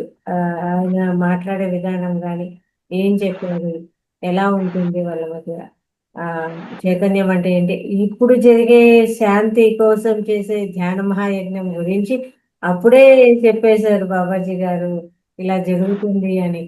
అంటే ఎంత ముందుది ఇప్పుడే చెప్పడం అనేది అప్పుడే ఆయన చూశారు. నిజమే. ఆ పోయిన నెలలో మాకు ధ్యాన మహాయజ్ఞం ఉంది అనుకుంటే అది పోస్ట్ పోన్ అయితే మళ్ళీ పోస్ట్ పోన్ అయింది అనుకుంటున్నాం. కొన్ని ఒక నెల రోజులు కూడా లేదు, నెల రోజులకి.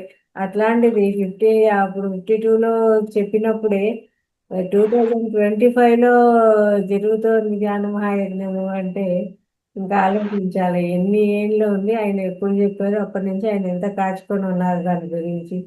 ఇదంతా కూడా ముందే చెప్పడం జరిగింది అండి. అదంతా చాలా అద్భుతంగా ఉంది సార్. Thank you. ఇంత ఎంత బాగా చెప్పారు అవన్నీ కూడా. వాళ్ళిద్దరి మధ్య జరిగిన ఆ, అంతా నిండిపోయి ఉన్నది. ఈ విషయాలు కూడా చాలా బాగుంది.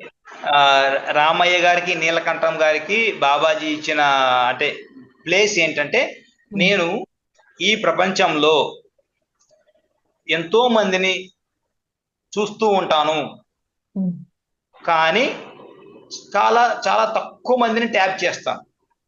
ఎవరు? Pure heart. ఎంతో మంది మెటీరియల్ లోనే మొత్తం మునిగిపోయి ఉంటారు, మాట్లాడుతూ ఉంటారు కానీ ఆచరించరు. వీళ్ళంతా నేను చూసుకోను. ఎవరైతే ఆచరిస్తున్నారో వాళ్ళల్లో కొంతమందిని మాత్రమే ట్యాప్ చేస్తాను. కానీ ఆ ట్యాప్ చేసిన వాళ్ళల్లో మీరే నాకు కనిపించారు.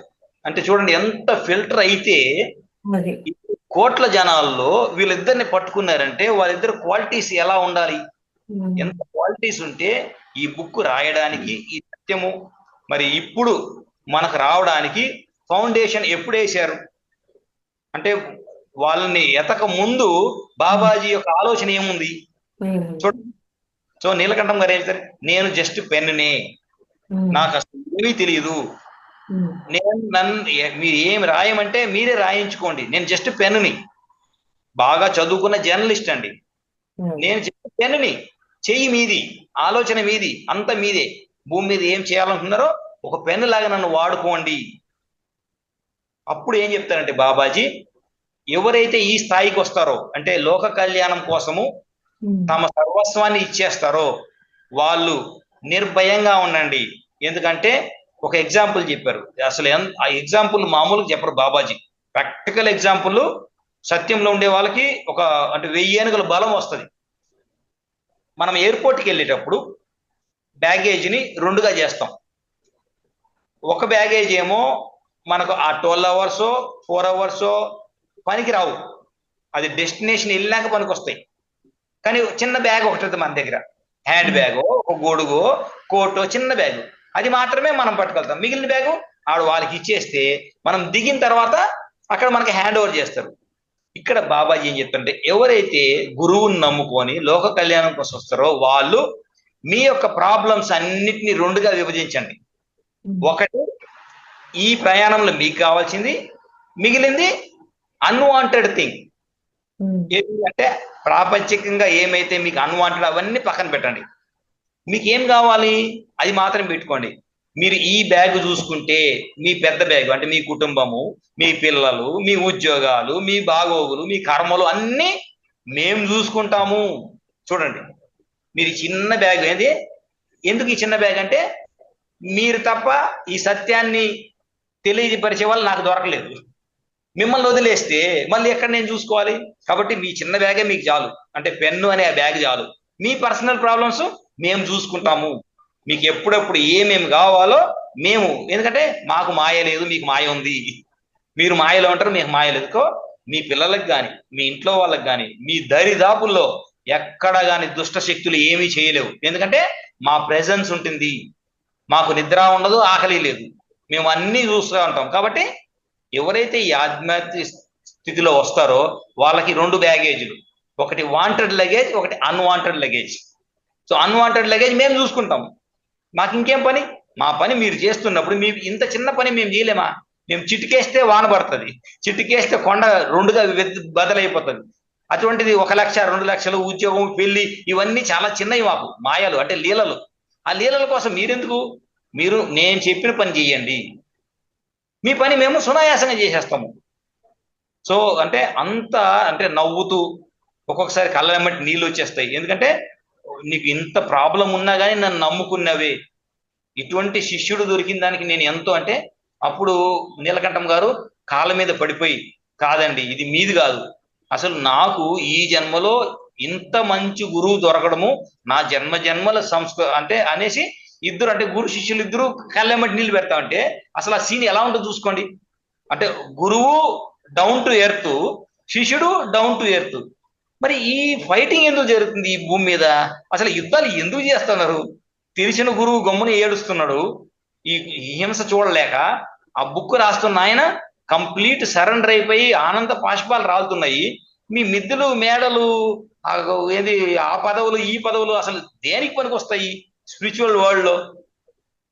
సో అప్పుడు బాబాజీ చెప్తారు, నీకు 52వ సంవత్సరంలో నువ్వు ఇక్కడి నుంచి వెళ్ళిపోవాలి ఈ లోకం నుంచి. కానీ ఈశ్వరుని యొక్క కృప వల్ల నువ్వు ఈ బ్యాగేజ్ పట్టుకున్నావు కదా, ఏది ఈ స్పిరిచువల్ బ్యాగేజ్. కాబట్టి నీ వయసు అనేది 51లో ఆగిపోద్ది. నీకు 52 ఇయర్ రాదు, అంతే. నువ్వు ఎప్పుడు వెళ్ళాలనుకుంటావు పైలోకానికి అప్పుడు వెళ్తావు. అప్పటి వరకు నీ వయసు 51. ఈ 4 రాయాల్సిందే. అంటే చూడండి, అంటే ఇచ్చా మరణము. నువ్వు ఎప్పుడు అనుకుంటే అప్పుడు వెళ్తావు. నీకు ఏజ్ ఎందుకంటే ఆయన ఏజ్ 52 అయితే వెళ్ళిపోవాలి. కాబట్టి 51లో ఉండిపోతావు నువ్వు, అంతే. సో అప్పుడు ఇది ఎలా సాధ్యం అంటే అప్పుడు చెప్తారు, ఇది నీదే కాదు, ఎవ్వరు మమ్మల్ని పట్టుకున్న అదే జరుగుతుంది. మార్కండేయ మహర్షి జన్మ తీసుకున్నప్పుడు 17వ సంవత్సరంలో గండం ఉండి వెళ్ళిపోవాలి. ఇది ఆయన వచ్చింది. కానీ ఏం చేశారు? ఇక్కడికి వచ్చి ధ్యానం చేసి నేను ఇక్కడ ఉండాలి అనే, తన కోసం కాదు, లోక కళ్యాణం కోసం, ఇక్కడ శాంతిని అందరినీ మంచిగా చేయాలని ఆయన ఏమనుకున్నాడు? శివుడితో కలిసి నేను ఈ భాగంలో ఈ యొక్క కార్యక్రమంలో భాగం పంచుకుంటానన్నాడు. ఎప్పుడైతే మార్కండేయ మహర్షి ఆ యొక్క తన యొక్క స్వచ్ఛమైన ఆ కోరికను పెట్టాడో శివుడు కనెక్ట్ అయినాడు. శివుడు ఏం చేశాడు? నీకు 17వ సంవత్సరం రాదు నాయనా, నువ్వు 16 ఉంటావు. నువ్వు ఎన్ని సంవత్సరాలు అంటే అప్పుడు బాబాజీ చెప్తారు, మార్కండేయ మహర్షికి ఇప్పుడు కూడా 16, ఇంకా చిరంజీవే. చూడండి, అంటే నీ ఒక్కడనే కాదు, ఎంతో మందిని మేము చిరంజీవులు చేశాము. ఎందుకు చేశాము? బిల్డింగ్ల కోసము, ఇంకా పిఎం కావాలి, ఎమ్మెల్యే కావాలి, దీనికోసం కాదు. ఆధ్యాత్మిక సత్యాన్ని తెలియజేయడానికి ఎవరైతే కంకణం కట్టుకున్నారో వాళ్ళకి ఈ యొక్క సదుపాయం ఉంటది. చూడండి ఎంత అంటే, మనము పత్రిజీ చేసి ఆ పత్రిజీ ఇచ్చిన ఈ పిఎంసి అందరిని ఇలా చూసుకుంటూ, మరి పిఎస్ఎస్ మూవ్మెంట్ అంటే మామూలు విషయం కాదు. ఇక్కడ ఎంత స్వేచ్ఛ ఇచ్చారంటే, బాబాజీ ఎలాగైతే స్వేచ్ఛ ఇచ్చారో పత్రి సార్ అదే స్వేచ్ఛని ఇచ్చారు. ఇక్కడ ఎవరైనా ఏమైనా చేయొచ్చు, కానీ చేసిన ప్రతి దానికి వాళ్ళు ఫలితం అనుభవించాలి. ఈ ఎరుకు ఉండాలి. ఎవరికి ఉండాలి? మాట్లాడే వాళ్ళకి, చేసే వాళ్ళకు ఉండాలి. నీ ఎరుక నువ్వు కోల్పోతే దానికి ఫలితం ఉంటది. సో బాబాజీ ఏమంటారంటే, ప్రతి మాట ప్రతి చేత నాకు సమర్పించి కానీ మీరు చేస్తే మీకు ఏమి అంటుకోదు. అవి 2 వదిలేసి మీరు చేస్తే ఎవరు ఏమి చేయలేరు. అది మీ యొక్క పర్సనల్, మీ చిన్న బ్యాగేజ్ కిందకి వస్తుంది, పెద్ద బ్యాగేజ్ కిందకి రాదు. అదే మేడం. Thank you sir. చాలా అద్భుతమైన విషయాలు. ఏది పెట్టుకోవాలి, ఏది వదిలిపెట్టాలి అనేది మేము ఇలా మెడిటేషన్ గ్రూప్ లోకి వచ్చి ఇక్కడ సేవ చేస్తున్నప్పుడు అదే అనుకున్నాను అనమాట. ఆ 2 ఎలా హ్యాండిల్ చేస్తారు అంటే, ఒకటే చెప్పాను, నేను నీ పని చేస్తాను, నువ్వు నా పని చూసుకో అని పత్రిజీ గారికి నేను అదే చెప్పాను. అంతే. ఇప్పుడు పిల్లలు, సంసారం అన్నీ ఉంటాయి. పొద్దున పూట క్లాసులు ఉండేవి, అన్నీ ఉండేవి. ఎలా జరుగుతాయి అంటే, నన్ను ఇక్కడ సెలెక్ట్ చేశారు, ఇక్కడ ఈ పని చేయాలని, మీరు రావాలి, మీరు చెయ్యాలి అన్నారు. ఎలా చేయాలి, 2 ఎలా హ్యాండిల్ చేయాలి? సరే చేద్దాం. ఇంతమందిలో మనకు వచ్చింది అవకాశం, అందరికీ రాలేదు. ఇంతమంది ఉన్నారు, నాకంటే ముందు జాయిన్ అయిన వాళ్ళు ఉన్నారు, కానీ మనకు వచ్చింది అవకాశం. వచ్చినప్పుడు ఉపయోగపెట్టుకోవాలి, దాన్ని సద్వినియోగం చేసుకోవాలి. అందరికీ రాదు కాబట్టి సేవ చేసే అవకాశం వచ్చింది. మీరే నడిపించుకోండి అది ఎలా చేస్తారో. అప్పటి వరకు ఉన్న సంసారము, పిల్లలు అన్నీ చేయాలంటే, అమ్మ నువ్వు ఉన్నావు కదా, నేను ఈ పని చేసుకుంటాలేమ్మా, ఇవి చూసుకుంటాలేమ్మా అని వాళ్ళే అడ్జస్ట్ అయిపోవడము. సార్ కూడా కొంచెం రావడము, సహాయం చేయడం, అట్లా ప్రతి దాంట్లోనూ ఇంతవరకు ఈ రోజు వరకు కూడా ప్రతి దాంట్లోనూ సహాయము. ఏమన్నా కావాలి అంటే కూడా తను సగం సపోర్టు, ఈ జ్ఞాన మహాయజ్ఞానికి కానీ, అక్కడ కర్తాల వాళ్ళతో మాట్లాడడం కానీ, అన్నింటికి కూడా సపోర్ట్ అనమాట. తను చూసుకోవడము, నాకు ఈ పని ఉంది అంటే చేసి పెట్టడము, ఇది కావాలి ఓకే చేస్తాము, పిల్లలతో సహా అమ్మ నేను క్లాస్ పెట్టిస్తాను నువ్వు చూసుకో, లోపల నేను ఆన్ చేసి పెడతా, అట్లా ప్రతిదీ కూడా వాళ్ళు సహాయ సహకారాలు అందిస్తున్నారు సార్. నేను అదే చెప్పుకున్నాను. పిల్లలకు ఎగ్జామ్స్ కానీ రోజు కానీ ఇంత టైం వాళ్ళ దగ్గర కేటాయించాలి నేను. రాను రాను ఏమవుతుందంటే వాళ్ళే చదువుకోవడము, నేను దగ్గరుండి కూర్చోబెట్టి ఒకటికి 10 సార్లు చెప్పించే స్థితి నుంచి ఒకసారి చెప్తే చదువుకునే స్థితికి వచ్చేస్తున్నారు వాళ్ళు ఇప్పుడు. అంత టైం కేటాయించే పని లేదు. నేను అనుకున్నాను మీరు చేయిస్తున్నారు నాతో కాబట్టి మీరు చూసుకుంటున్నారు ఇది. ఆరోగ్య విషయమైనా కానీ, సంసార విషయమైన, ఆర్థిక విషయమైనా అన్ని మెరుగుదల ఉంది సార్. అందం మెరుగుదల ఉంది. ముందు పరిస్థితికి ఇప్పటికి పూర్తి ఇలా ఆపోజిట్ అయిపోయింది. పరిస్థితి అంతా కూడా మారిపోయింది. ఏం చేసింది లేదు మళ్ళా. ఏ ప్రయత్నము లేదు. మా సార్‌కి చాలా హెల్త్ ఇష్యూ ఉండేది.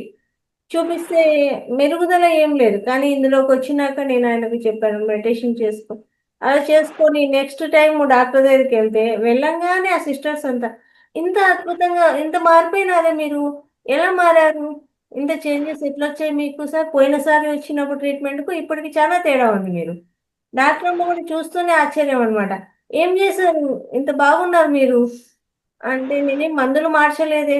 ఏంటి? మెడిటేషన్ చేస్తున్నాం. పత్రిజీ గారు బుక్ పెట్టుకొని ఉంటాను ఎప్పుడు. అది చూపించి మెడిటేషన్ చేస్తున్నామండి. ఇంతే ఇంకేం చేయలేదు. ఏం చేస్తున్నారు? మీరు బాగున్నారు. దాన్నే కంటిన్యూ చేయండి. అలా ఎన్ని అద్భుతాలో సార్. అనుభవాలు చెప్తే అవి ఎంత అద్భుతంగా ఉంటాయో అది చేసే వాళ్ళకే తెలుస్తుంది. అనుభవించే వాళ్ళకే తెలుస్తుంది అన్నట్టు మాట మీద ఎరుక, చేసే పని మీద ఎరుక ప్రతిదీ కూడా మనము మన ఆలోచించే విధానం కానీ, మాట్లాడే విధానం కానీ, చేసే సేవ కానీ ఇంకా ఆన్ టైం దాని మీదే ఉంటుంది. ఎప్పుడు కూడా ఏ టైంలో ఫోన్ వచ్చినా 12 గంటలకైనా రావచ్చు, 1 గంటకైనా రావచ్చు సార్ నుంచి. అలర్ట్‌గా మాట్లాడుతూ ఉంటాం. ఇది అమ్మ ఏంటి సబ్జెక్టు? ఇది సార్. ఎప్పుడైనా కానీ. అంటే 24 అవర్స్ ఆన్ డ్యూటీ అన్నట్టు అయిపోయింది సార్ ఇప్పుడు. ఆహ్, అది ఇచ్చేసారు ఆ రకంగా. అంటే అద్భుతంగా అనిపిస్తుంది. బాబాజీ చెప్తారంటే ఏ క్షణమైతే మీరు సత్యానికి దూరంగా ఉంటారో ఆటోమేటిక్ గా మీరు మాయలో ఉన్నట్టు అర్థం. మనం ఎప్పుడైతే 24/7 ఒకరికి అంకితం అయ్యారో మనల్ని రక్షించుకునే బాధ్యత ఆయనది, మనది కాదు. అంతే. కమిట్ అయ్యామనుకోండి, అది ఆయన ఎప్పుడైతే ఒక ఇంట్లో ఒక ధ్యాని నిస్వార్థంగా లోకం కోసం పనిచేస్తారో విశ్వం ఏం చేస్తుంది? విశ్వం పని ఈజీ అయిపోతుంది. హ్మ్. అప్పుడు ఏం చేస్తుంది? ఇంట్లో వాళ్ళని, వాళ్ళకి చుట్టుపక్కల వాళ్ళని ఏమేమి కావాలన్నీ విశ్వం చేస్తుంది. అది చాలా సులువు. ఎందుకంటే మీరు ఫోకస్ దేని మీద చేశారు? విశ్వం పని మీద చేశారు. అంతే. లేక లేక ఒక్కరు దొరికారు, పత్రి సారు. ఏమైంది? ఒక్కరు ఎక్కడ ఆగారు? ఒక్కరు ఆగలేదు. ఇప్పుడు లక్షల కోట్ల మంది ప్రపంచం అంతా తిరుగుతా ఉన్నారు. ఒక్కరు వచ్చిన వాళ్ళు కదా ఇది జరిగింది.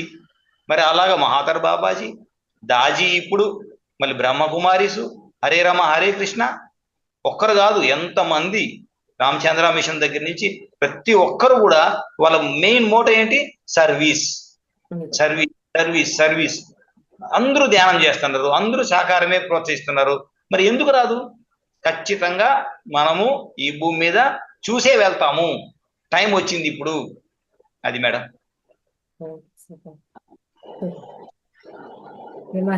తిరుపతికి రావాలి. ఈ 16 నుంచి 22 వరకు వీలైనంత వరకు ఇక్కడికి రావడానికి ప్రయత్నించండి. ఒకవేళ వీలు లేదనుకోండి, ఏమి లోపల భావం పెట్టుకోకండి, భారం పెట్టుకోకండి. Because now we're in 5th dimension. 5th dimension అంటే బియాండ్ టైమ్ అండ్ స్పేస్. మీ ఆలోచనలో ఎప్పుడు కూడా కిందికి చూడకండి, పైన చూడండి. ఏమనుకోండి, వీలు కాలేదు, ఏమైంది? దేవుడు ఎక్కడున్నాడు? నా లోపలే ఉన్నాడు. నేను అక్కడ మ్యూజిక్ పెట్టుకుంటాను, ఇంట్లో కూర్చొని ధ్యానం చేసుకుంటా. 3 అవర్స్ అంటే 3 అవర్స్, 2 అవర్స్ అంటే 2 అవర్స్. కానీ ఆ 2 అవర్స్ సిన్సియర్ గా నా లోపలికి నేను వెళ్తా. సో మీరు తిరుపతిలో ఉన్నట్టే. అటువంటి ఫీలింగ్ ఎప్పుడు పెట్టుకోకండి దూరంగా ఉన్నాననేసి. ఎందుకంటే మీ లోపలే దేవుడు ఉన్నాడు కాబట్టి మీరు ఇక్కడ రావాల్సిన వాళ్ళు వస్తారు, ఇక్కడ సేవ చేస్తారు. లేని వాళ్ళు ఇంట్లో కూర్చోండి. ధ్యానం ఉండాలి, స్వాధ్యాయం, సజ్జన సాంగత్యం ఉండాలి, మనలో మనం ప్రవేశించాలి. ఇదే మెయిన్. ఎక్కడి నుంచైనా చేసుకుందాం, భూమి అంతా ఒకటే కదా ఫైనలీ. అది సార్. మాస్టర్స్ చూడండి, మహాత్మా బాబాజీ గారి సందేశాలు ఎంత అద్భుతంగా ఉన్నాయో, వాళ్ళ మధ్య చర్చ ఎంత అద్భుతంగా ఉందో, ఎలా ఇద్దరు గురు శిష్యులు ఎంత అద్భుతంగా సంవాదన, వాళ్ళిద్దరు ప్రేమతత్వం ఎంత అద్భుతంగా ఉందో. ఇందులో మీకు ఏమన్నా డౌట్స్ ఉన్నా లేదు దీని గురించి మాట్లాడాలనుకున్నా అన్మ్యూట్ చేసుకొని హ్యాండ్ రైజ్ చేసి మాట్లాడండి. ప్రతి ఒక్కరు కూడా మాట్లాడండి.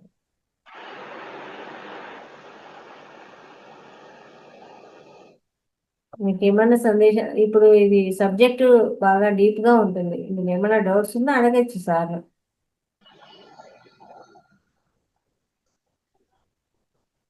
అర్థమైందా అందరికి సబ్జెక్టు? ఏదేమైనా డౌట్స్ ఉన్నాయా? Yes sir.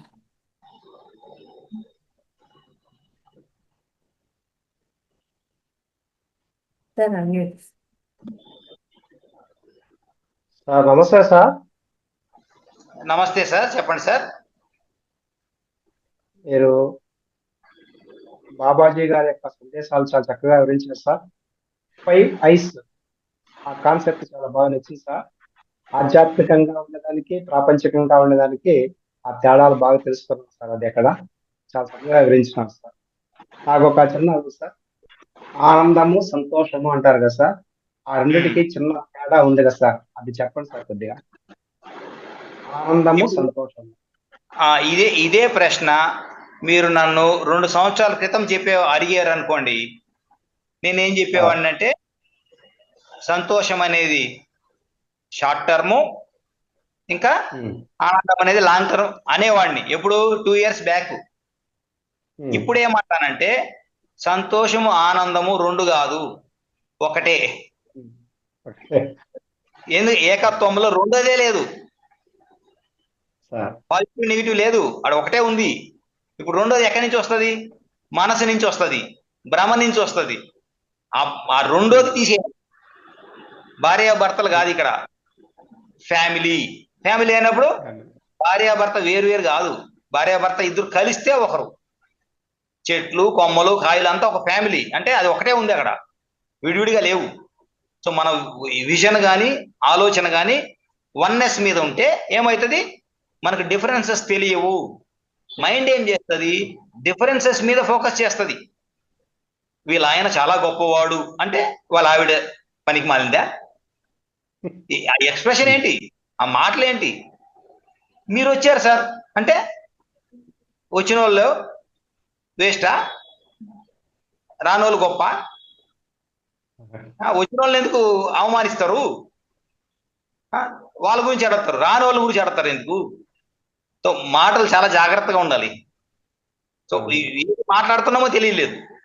సో బాబాజీ ఏం చెప్తారంటే, అంటే మాట్లాడే ముందు 2 సార్లు మాట్లాడాలా అని తెలుసుకొని అప్పుడు మాట్లాడండి.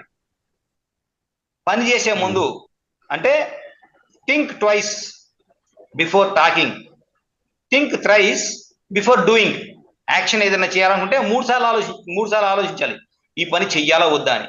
ఎందుకంటే చేసిన తర్వాత ఎవరైనా సరే కర్మబద్ధులు అయిపోతారు, ఆ తర్వాత ఛాన్స్ లేదు. తర్వాత దానికి ఏం చెప్తే చేయాల్సింది. మీరు ఈరోజు మేకను నరికాము అంటే ఏదో ఒక రోజున నీ తల మీద పడుతుంది, అది ఈ జన్మన్నా వచ్చే జన్మైనా. చేసిన తర్వాత ఏం చేయలేము. చెయ్యక ముందుగానే think thrice before doing, think twice before speaking. ఇది చాలా చాలా ఇంపార్టెంట్. అది మరి అర్థమైంది అనుకుంటా. దేర్ ఇస్ నో ఆనంద సంతోష కాదు, మీరు ఎప్పుడు ఆనందంతో ఉండేవాళ్ళు, నిత్యానందంలో ఉండేవాళ్ళు, డిఫరెన్స్ ఎక్కడ లేదు. అది okay okay thank you sir. మాట్లాడండి. నమస్తే సార్. నమస్తే మేడం. సార్ క్లాస్ చాలా బాగుంది సార్. ఈరోజు బాబాజీ మాట్లాడింది, నీలకంఠం గారి టాపిక్స్ చాలా బాగున్నాయి. నేను ఈరోజు మార్నింగ్ నుంచి చాలా బాధపడుతూ ఉన్నాను కొన్ని విషయాల్లోన. మీ కాన్సెప్ట్ విన్న తర్వాత సార్ ఏది మనం మోయాలి, ఏది మనం మోయనవసరం లేదు, మనం చేయాల్సింది చేస్తే మనకి ఎప్పుడు గురువుల సపోర్ట్ ఉంటుంది అని మనసంతా తేలికైపోయింది సార్. అసలు తర్వాత నిజంగా మనం ఎక్కడున్నా సక్సెస్ అయినట్టే మేడం. మీ ఫేస్ లో వెలుగు చూస్తే సరిపోతుంది. తర్వాత సార్ నెక్స్ట్ మనం ఎక్కడున్నాం అనేది కాదు, మన మనసుని ఎక్కడ ఉంచుకున్నాం అనేది ముఖ్యము. మనం ఇంట్లో ఉన్నా తిరుపతిలో ఉన్నామని ఫీల్ అయితే అది నిజంగా గ్రేట్ సార్. చాలా చాలా బాగా నచ్చింది సార్ అసలు. Thank you sir. Thank you madam. ఇప్పుడు శివుడు ఎక్కడుంటే అదే కైలాసం, శివుడు లేకుండా కైలాసంలో ఏమి ఉండదు మీకు.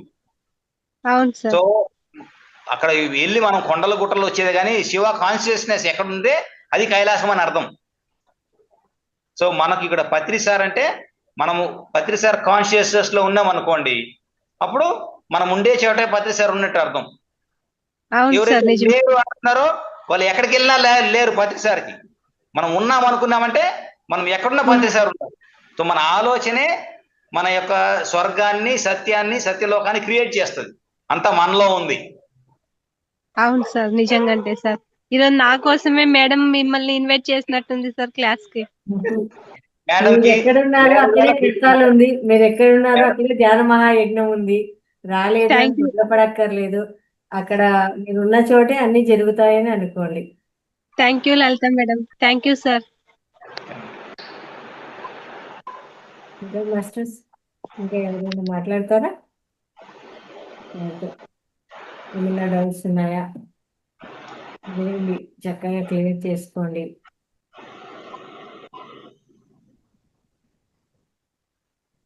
డౌట్స్ ఏం లేవా?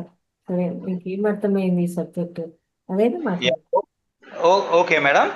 ఈ 17th సెప్టెంబర్ గురించి చెప్పింది సత్య మేడం, ఆస్ట్రియా, యూకే, యూరోప్ లో ఉంటారు. ఆ మేడం బుక్ చదువుతున్నారు. మరి ఒక మేడం శారదా మేడం యూకే లో ఉంటారు. ఆ మేడం కూడా మెసేజ్ వచ్చింది.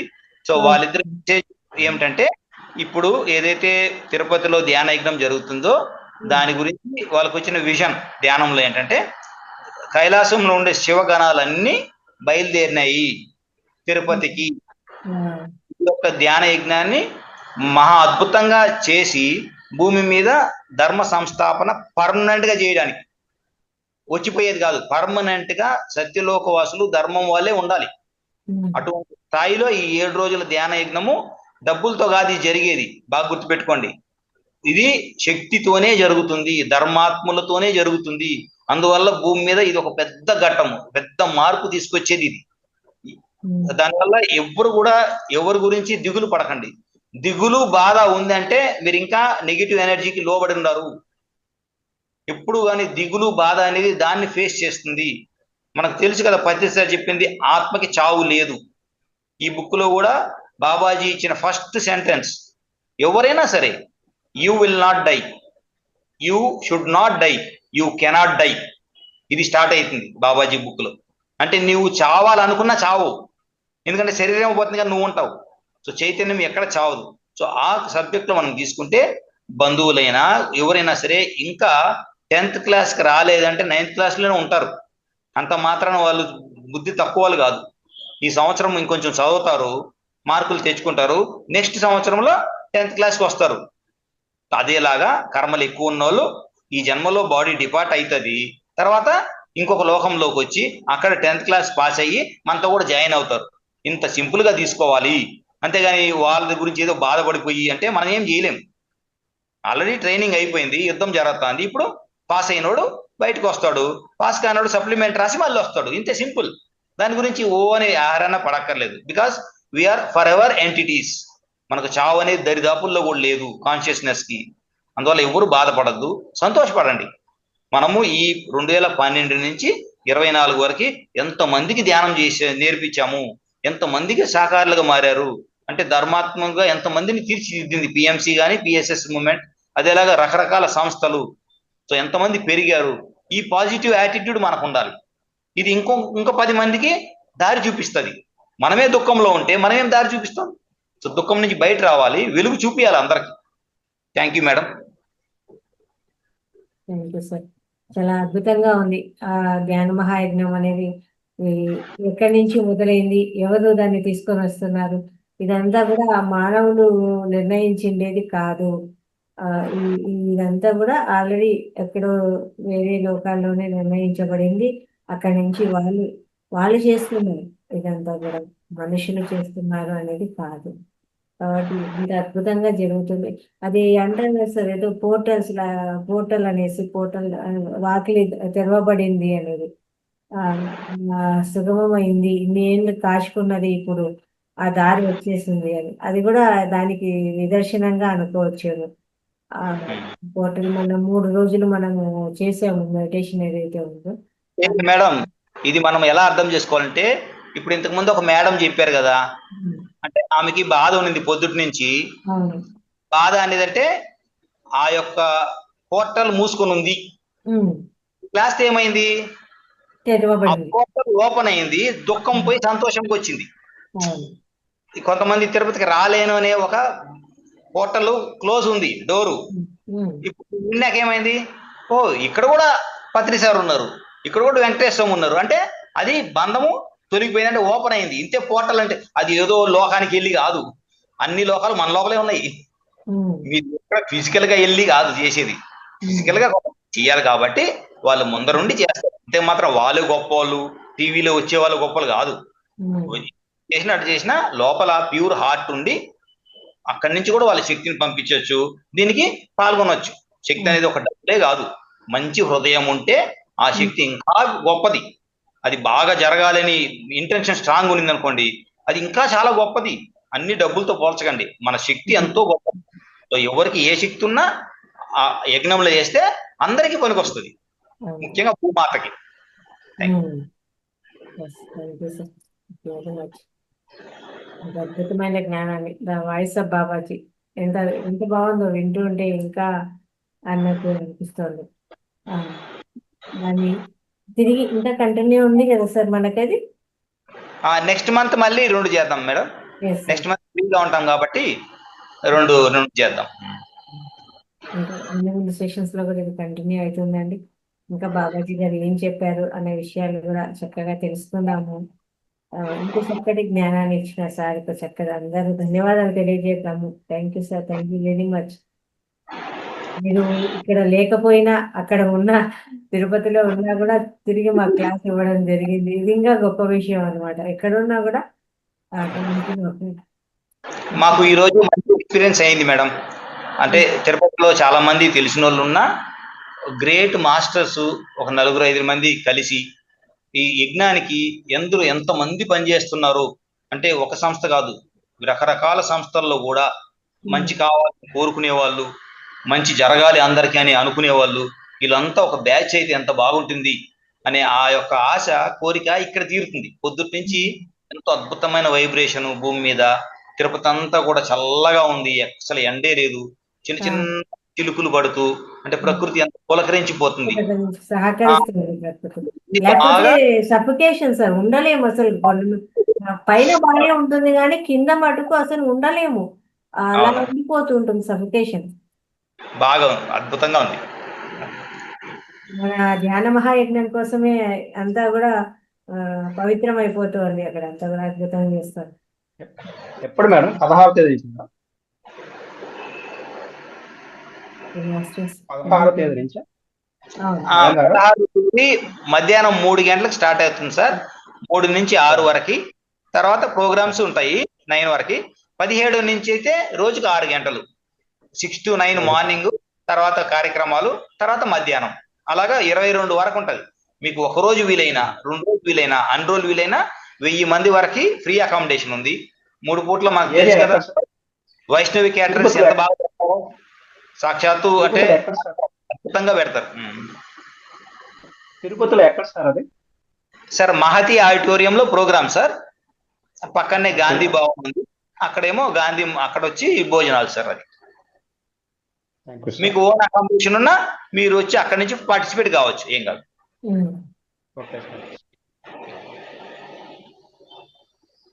దీని తర్వాత మన గ్రూప్ లో కూడా దాని యొక్క వివరాలన్నీ పంపించడం జరుగుతుందండి. ధ్యాన మహాయజ్ఞం కాబట్టి మన గ్రూప్ లో కూడా అవన్నీ కూడా షేర్ చేయడం జరుగుతుంది. తిరుపతి ధ్యాన మహాయజ్ఞం గురించి మెసేజ్ పంపించడం జరుగుతుంది. ప్రతి ఒక్కరూ అటెండ్ అయ్యే ప్రయత్నం చేయండి. అటెండ్ కాలేని వాళ్ళు కూడా మన పిఎన్సీలో కూడా లైవ్ ఇస్తారు, ఇబ్బంది ఏం లేదు, చేసుకోవచ్చు. Thank you sir, thank you very much. Masters సార్కు ధన్యవాదాలు తెలియజేద్దాము. అందరికీ థ్యాంక్ యూ. పత్రి సార్కి, పత్రి మేడంకి, బాబాజీకి, నాగలక్ష్మి గారికి, గురువులందరికీ థ్యాంక్ యూ. మాస్టర్స్ అద్భుతంగా స్వాధ్యాయం జరిగిందండి ఈరోజు.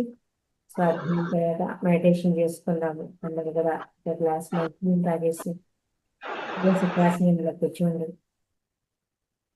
చక్కగా మెడిటేషన్ చేసుకున్నాము.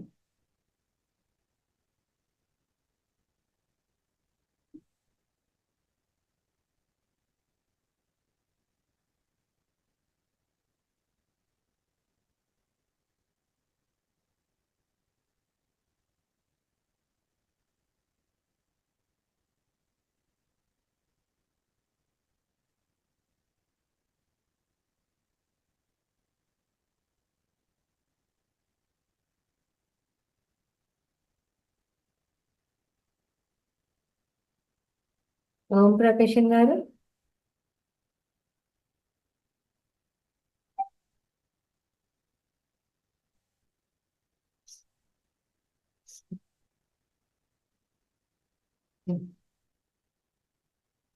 మేడం చెప్పండి. Meditation sir. చెప్పండి. Welcome to the session. Thank you madam. అందరూ కూడా చక్కగా కళ్ళు మూసేసుకొని ఆనాపానసతి ధ్యానాన్ని చేద్దాము. మెడిటేషన్ చేయిస్తాను సార్. చక్కగా ఆ వైబ్రేషన్స్ లో కనెక్ట్ అవుదామండి.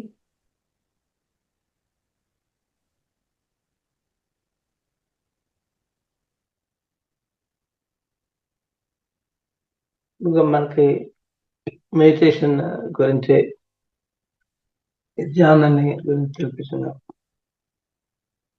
మహాత్మా బాబాజీకి,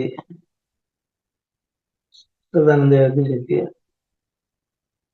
పత్రిజీ గారికి వాళ్ళని ఆహ్వానిస్తూ వాళ్ళ చైతన్యంతో అనుసంధానించుతూ ధ్యానం చేద్దాం. మీ కళ్ళజోళ్ళు పక్కన పెట్టండి. కాళ్ళు క్రాస్ చేసుకొని చేతులు లాక్ చేసుకొని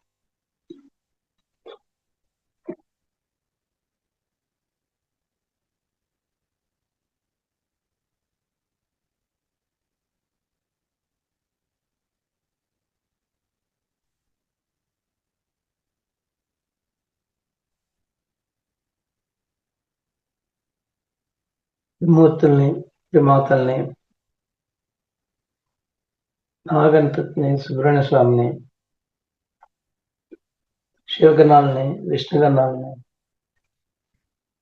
రాత్మంతుల వారిని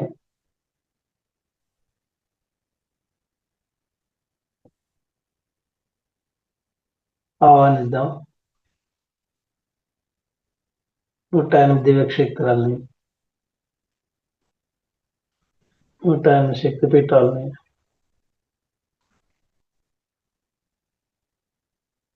కాట్మండ్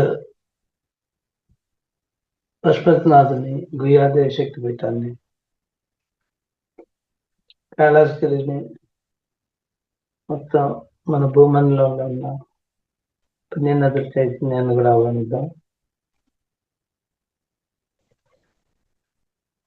గ్రామదేవతల్ని, కులదేవతల్ని,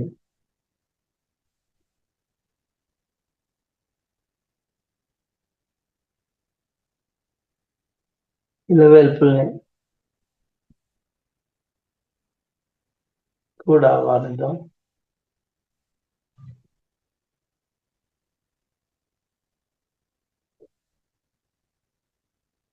ఇరవై 27 నక్షత్రాల వాసుని, కాంతిలోక వాసుని,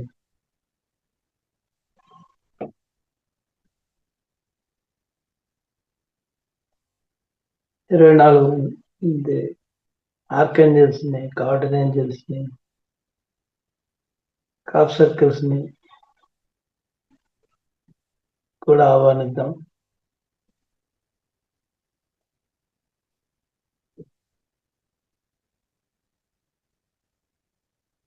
(105) ఫ్రీక్వెన్సీస్ ని కూడా ఆహ్వానిద్దాం.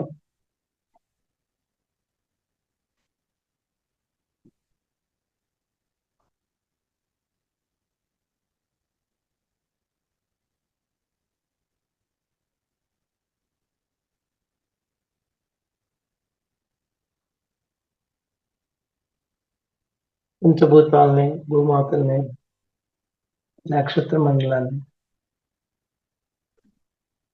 సూర్యమండలాన్ని, సెంట్రల్ సన్ని కూడా ఆహ్వానిద్దాం.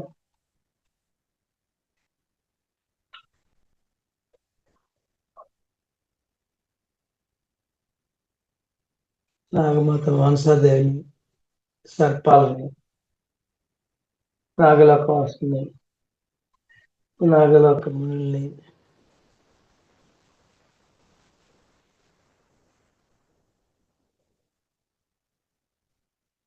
మహాసర్పాలైన వాసుకి, కర్కోటక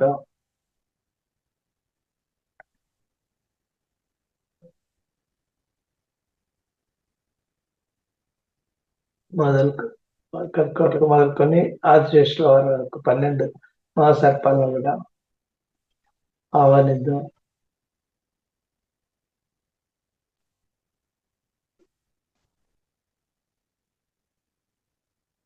ఖనిజ సామ్రాజ్యాన్ని,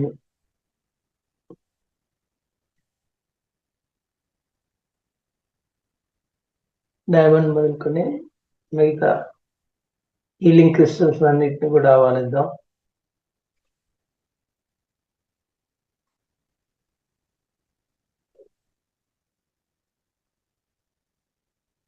వృక్ష సామ్రాజ్యాన్ని, దేవతా వృక్షాన్ని కూడా ఆహ్వానిద్దాం.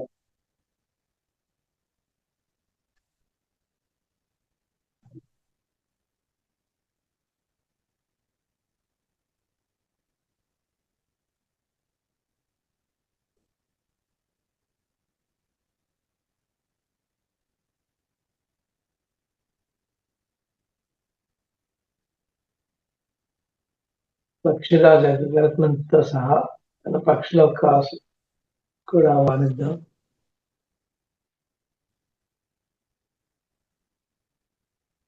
జలచరాల్ని, భూచరాల్ని,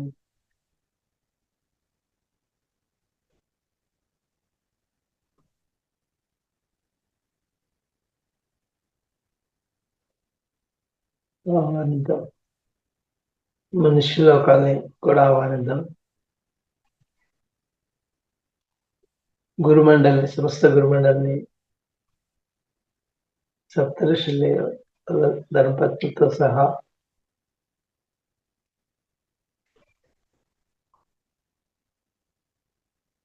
హిమాలయ యోగుల్ని,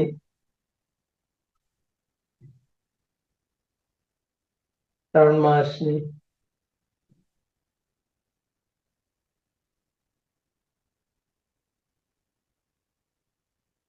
హైడకాన్ బాబాజీని, పైలట్ బాబాజీని, శ్రీలంకర్ బాబాజీని, సిద్ధాశ్రమ యోగుల్ని,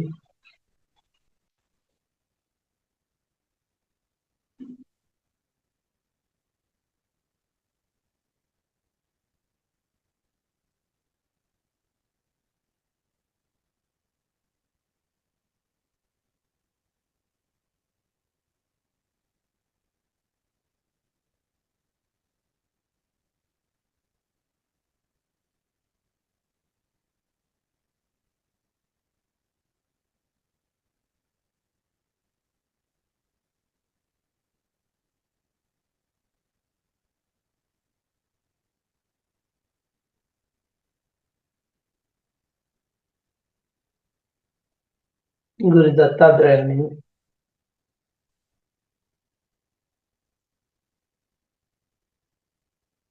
శ్రీపాల్ శ్రీవల్లభ నృసింహ సరస్వతి, అక్కల్కోట్ మహారాజు, సాయినాథ్, పవన్పుత్ర హనుమాన్,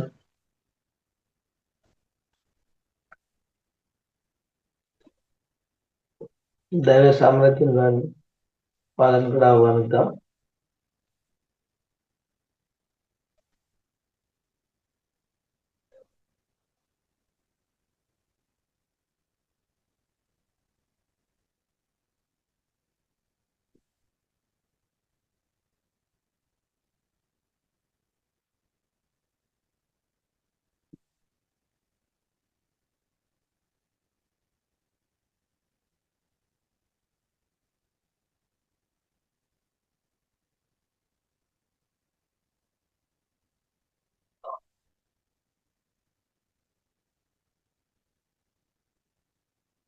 ఆర్కేంజల్ మైకేల్ని మనకు మన చుట్టూ ఫామ్ అయిన నెగటివ్ కార్డ్స్ అన్నిటిని కూడా తన ఖడ్గంతో పూర్తిగా తీసేయవలసినగా కోరుకున్నాం.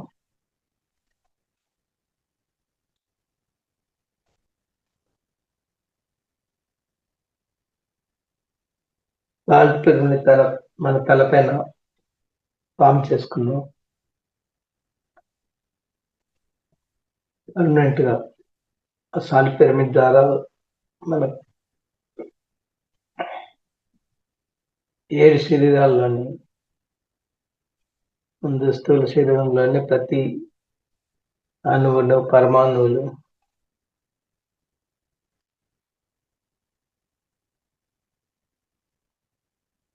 DNA మొత్తం కూడా నెగటివ్ ఎనర్జీస్ అన్ని ఆల్సియన్ కాంతితో దగ్ధమై కాంతి రూపంలో బయటకు వెళ్ళిపోతున్నాయి. ఎనర్జీ బాడీలోని 2,72,000 నాడులు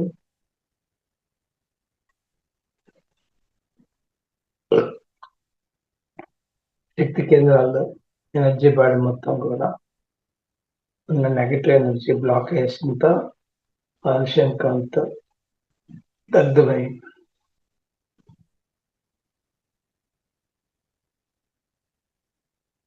కాంతి రూపాలన్నీ బయటికి పోతున్నాయి. మనోమయ శరీరం కూడా నెగటివ్ ఎనర్జీస్ అన్ని బయటకు వెళ్ళిపోతున్నాయి. దగ్ధమై కాంతి రూపంలో బయటకు వెళ్ళిపోతున్నాయి. చేతన మనసు కూడా సరికాని ఆలోచనలు, సరికాని ఇవన్నీ బయటికి ఆలస్యం బయటకు వెళ్ళిపోయి ఆలస్యం కాంతితో దగ్ధమై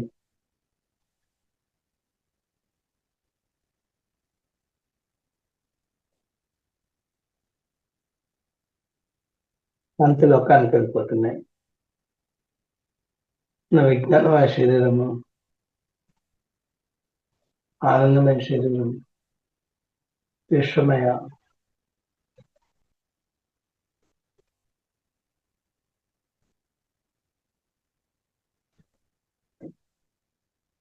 మొత్తం 7 శరీరాలు కూడా నెగటివ్ ఎనర్జీని దగ్ధమై కాంతి రూపంలో బయటకు వెళ్ళిపోతూ మొత్తం 7 శరీరాలు కూడా ఆత్మతో అనుసంధానం చెందుతున్నాయి.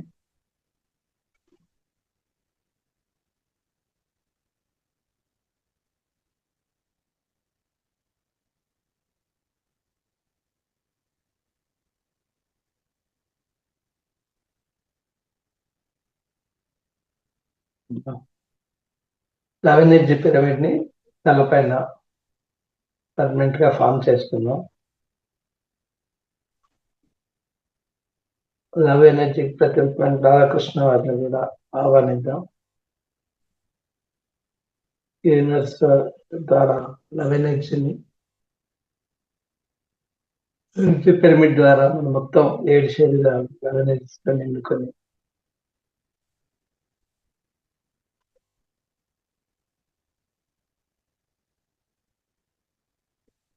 మన కుటుంబ సభ్యులను కూడా పేరు పేరున ఛానల్ పాల్గొనవలసిందిగా ఇన్వైట్ చేయండి.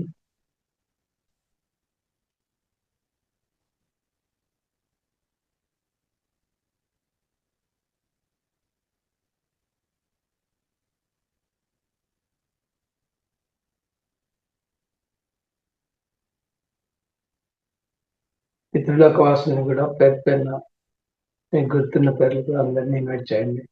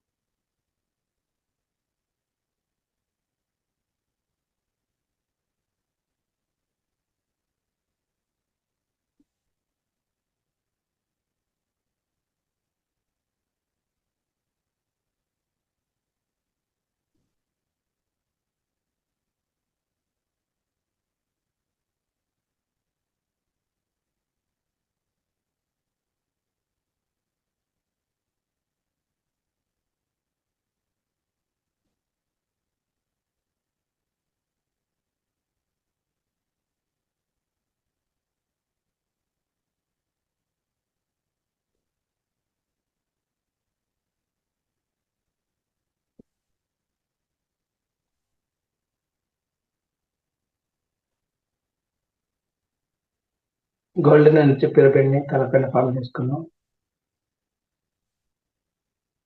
సెంట్రల్ సన్ నుంచి గోల్డెన్ ఎనర్జీ పిరమిడ్ ద్వారా గోల్డెన్ ఎనర్జీ మొత్తం మన 7 శరీరాల్లో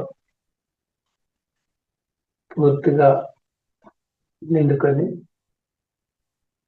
మన శరీరం మొత్తం బంగారు ఛాయతో వెలుగుతున్నట్టుగా ఊహించుకున్నాం. ఆరా కూడా మొత్తం గోల్డెన్ ఎనర్జీతో ఫిలప్ చేసుకున్నాం. గోల్డెన్ సర్కిల్ని ఆరా చుట్టూ ఫామ్ చేసి లాక్ చేసుకున్నాం.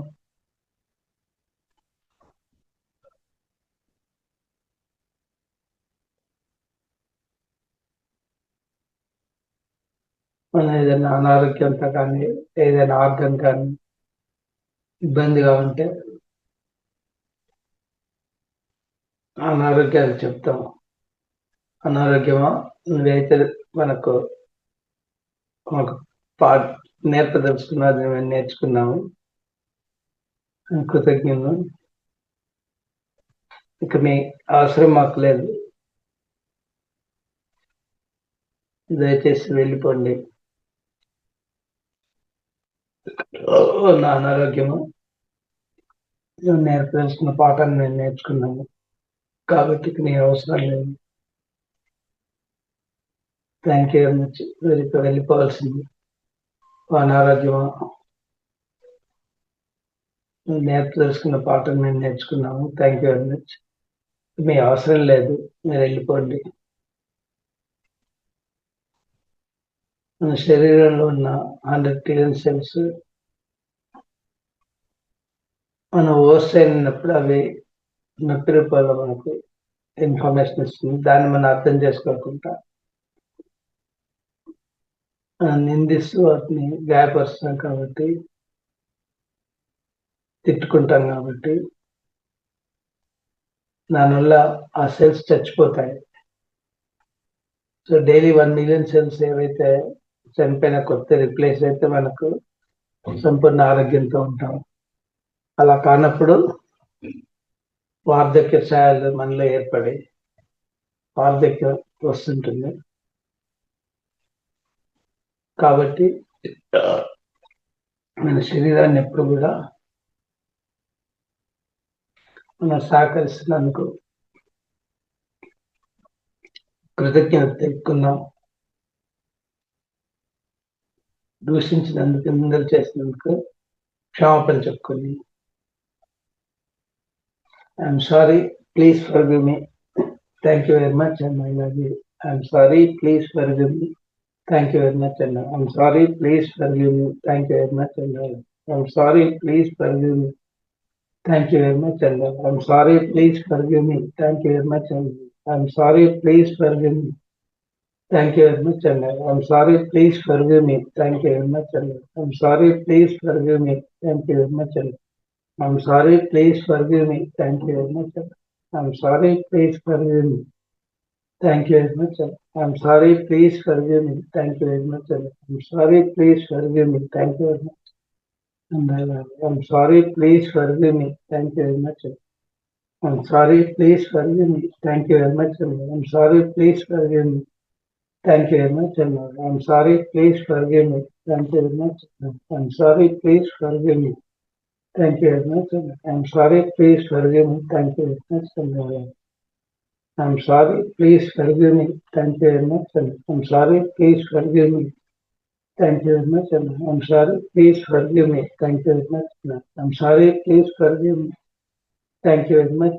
I'm sorry, please forgive me, thank you very much. I'm sorry, please forgive me, thank you very much. ఇలా ఈ విధంగా రోజు పొద్దున్న లేచినప్పుడు ఒక 5 minutes, రాత్రి పడకన ముందు ఒక 5 minutes మన శరీరానికి కృతజ్ఞతలు తెలుపుకుంటూ మనం దూషించినందుకు క్షమాపణ కోరుకుంటాం. వల్ల శరీరం ప్రతి జీవ చైతన్య కణం మొత్తం కూడా వికసించి మన ముఖంలో చిరునవ్వు కనిపించి శరీరంలో మంచి పాజిటివ్ చేంజెస్ ఉండటం వల్ల సెల్ఫ్ వల్ల మన మిగతా వాళ్ళతో మనం అట్రాక్ట్ కాబడతాము. కాబట్టి దయచేసి మనం రోజు శరీరానికి కృతజ్ఞతలు జరుపుకున్నాం. ఈ శరీరం అతి ముఖ్యమైనది. దీనికోసం లక్షల ఆత్మలు లైన్లో నిలబడి ఈ శరీరాన్ని తీసుకొని వచ్చాం. కాబట్టి మనం వచ్చిన పర్పస్ ఏంటి, మన ఆత్మతో అనుసంధానం చెందుతూ మళ్ళీ మనం వచ్చిన ఎక్కడి నుంచి అయితే పూర్ణాత్మ నుంచి వచ్చామో పూర్ణాత్మ చేరుకోవాలి. సో మనం పూర్ణాత్మతో అనుసంధానం అవుతూ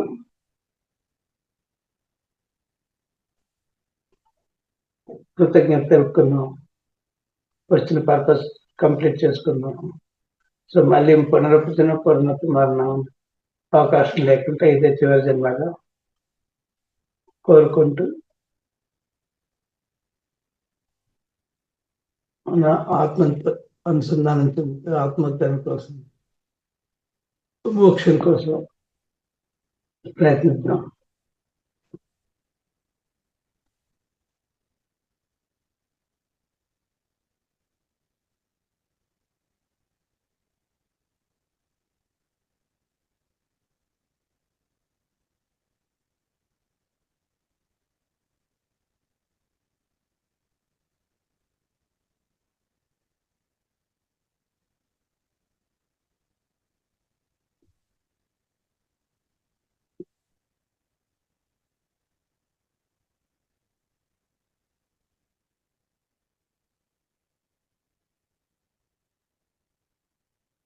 జీరో 07 ఫ్రీక్వెన్సీతో మనం అనుసంధానం చెందుతాం.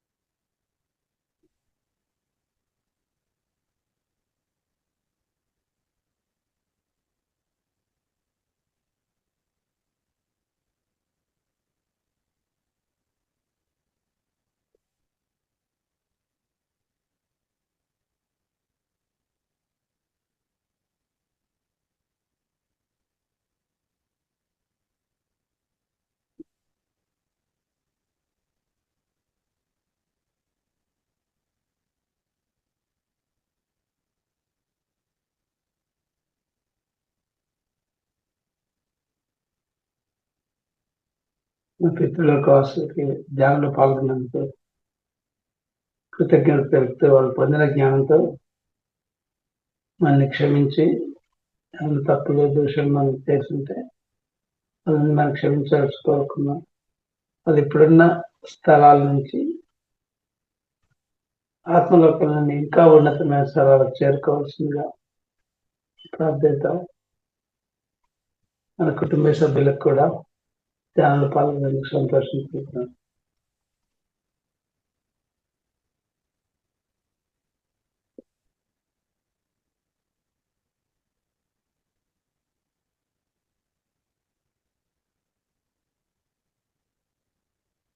లవ్ ఎనర్జీ వల్ల కుటుంబ సభ్యులకి, బంధువులకి, మిత్రులకి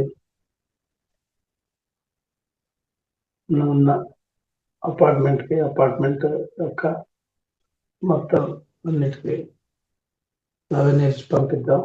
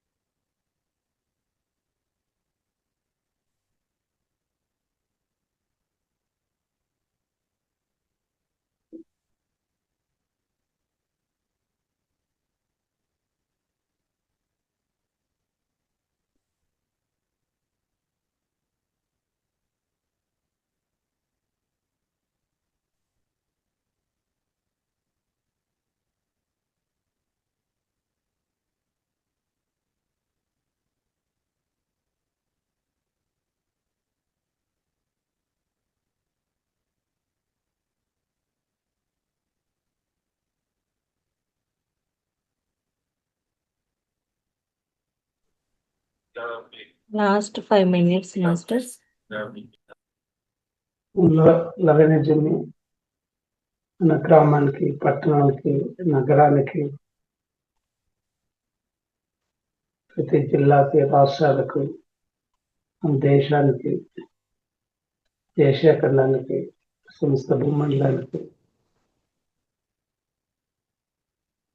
సూర్యమండలానికి, నక్షత్ర మండలానికి, సమస్త యూనివర్సిటీ లవణించి పంపుతూ లోకా సంస్థ సుఖనో భవంతు, రైజన సుఖనో భవంతు, అందులో మనం కూడా కోరుకున్నాం. ఇతరులకు అవసరం ఇందులో పాల్గొనలకు కృతజ్ఞత తెలుపుతూ వాళ్ళు ఉన్న స్థానం నుంచి ఉన్నత స్థానాలకి వెళ్ళవలసిన కోరుకున్నాం. ఆత్మలోకంలో పంచభూతాలకి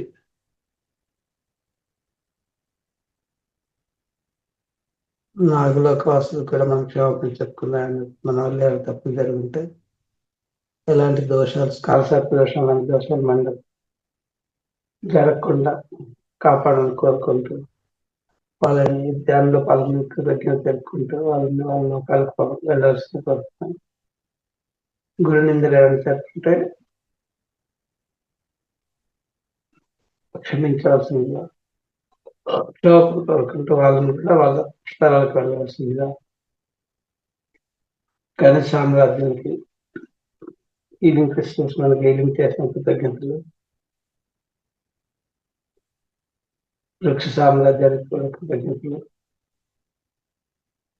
జంతు సామ్రాజ్యానికి, జలచరాలకి, పక్షులకి,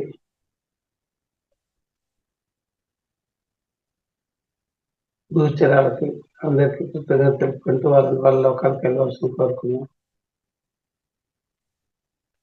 మానవ సామ్రాజ్యానికి, బంధువులకి అందరికీ కూడా కృతజ్ఞత తెలుపుకుంటూ వాళ్ళలో పాల్గొనేందుకు వాళ్ళ లోకాలకు వెళ్ళాల్సిందే కోరుకున్నాం. దైవ సామ్రాజ్య వస్తువు కూడా దానిలో పాల్గొని వాళ్ళకి కృతజ్ఞత తెలుపుకుంటాం. వాళ్ళ లోకాలు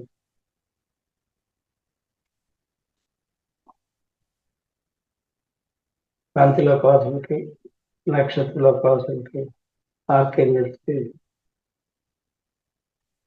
గార్డెన్ ఏంజల్స్కి, కాఫ్ సర్కిల్స్కి కృతజ్ఞతలు వాళ్ళ లోకాలు కోరుకోం. ಮತ್ತು ಸಮಸ್ತ ಗುರುಮಂಡಲಕ್ಕೆ, ಹಿಮಾಲಯ ವಾసు రమణ మహర్షికి, చైతన్యంలో పాల్గొన్నందుకు వాళ్ళకి కృతజ్ఞతలు తెలుపుతున్నాం. త్రిమాతలకి, త్రిమూర్తులకి, మహాగణపతికి, సుబ్రహ్మణ్య స్వామికి, విష్ణుగణాలకి, శివగణాలకి, 108 దివ్య క్షేత్రాలకు, 108 శక్తి క్షేత్రాలకి, గ్రామ దేవతలకి, కులదేవతలకి, కులవేదికలకి,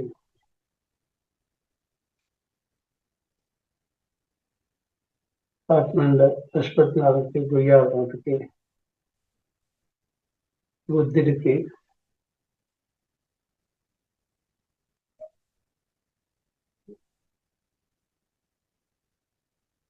కైలాసగిరికి, పుణ్యనదులకి అన్నిటికి కూడా ధ్యాన పాల్గొని కృతజ్ఞతలతో ఆరు చైతన్యంతో అవతార్ బాబాజీ,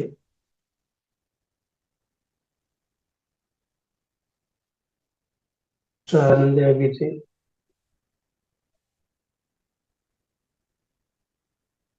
బ్రహ్మస్పత్రిజీ చైతన్యంతో మన అనుసంధానం చెంది మనకి ధ్యానంలో అవకాశం కల్పిస్తుంది. ధ్యానం చేస్తున్న కృతజ్ఞత తెలుపుతుంది. ఈ ధ్యానానికి మన చక్కని ప్లాట్ఫామ్ ప్రొవైడ్ చేసిన మహాతార్ ఫౌండేషన్కి, రంగనాథ్ గారికి, లలితాదేవి గారికి, పాల్గొన్న ధ్యాన మిత్రులందరికీ ఆత్మవందనాలు.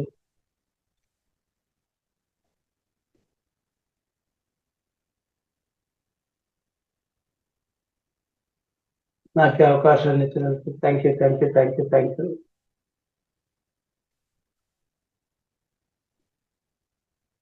సమయం అయిపోయిన తర్వాత మీరు చేతుల్ని కాళ్ళతో పెట్టుకొని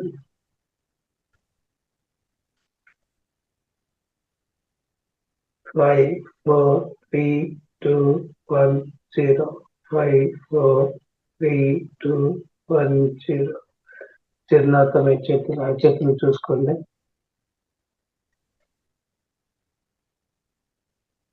అందరికీ కోటి ఆత్మాభివందనాలు తెలుపుతూ ధ్యానాన్ని ముగిస్తున్నాను. ఈ ప్రాసెస్ మాత్రం కంటిన్యూ అవుతుంటుంది మనం బయటకు వచ్చినా కూడా. Thank you sir. ఇంత చక్కటి ధ్యానాన్ని మనకు అందించిన బ్రహ్మర్షి పితామహ పత్రిజీ గారికి, అలాగే మనకు ఇంత చక్కగా ధ్యానం చేయించిన ఓంప్రకాష్ సార్ గారికి చక్కగా ధన్యవాదాలు తెలియజేద్దాము. Thank you very much. Masters అందరం కూడా కర్త ధ్యాన మహాయజ్ఞంలో కలుగుతామండి. చాలా అద్భుతమైన యజ్ఞము. ఈ యజ్ఞంలో ప్రతి ఒక్కరూ కూడా భాగస్వాములు కండి. అందరూ కూడా మీ వంతు సహాయ సహకారాలు అందించండి. ఎవరైనా అన్నదానానికి ఇవ్వకపోతే దయచూసి మీ వంతుగా అన్నదానానికి ఇవ్వండి. ఎందుకు చెప్తున్నామంటే, ఇప్పుడు ఒక యజ్ఞం ఏదైనా చేస్తే ఆ యజ్ఞంలో ప్రతి ఒక్కరిని ఆ పూర్ణాహుతి ఇలా ముట్టుకోమని చెప్తారండి. అంటే ఎందుకంటే ఆ యజ్ఞ ఫలితం ప్రతి ఒక్కరికి రావాలని. అలాగే ఈ ధ్యాన యజ్ఞంలో ₹1 ఇచ్చినా కూడా ప్రతి ఒక్కరూ అందులో భాగస్వాములు చేయాలి అనే ఉద్దేశం.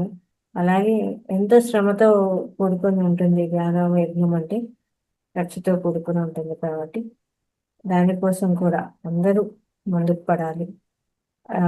అడగండి ఇంకా మీకు తెలిసిన వాళ్ళని కూడా అని చెప్పడం జరుగుతుంది అనమాట.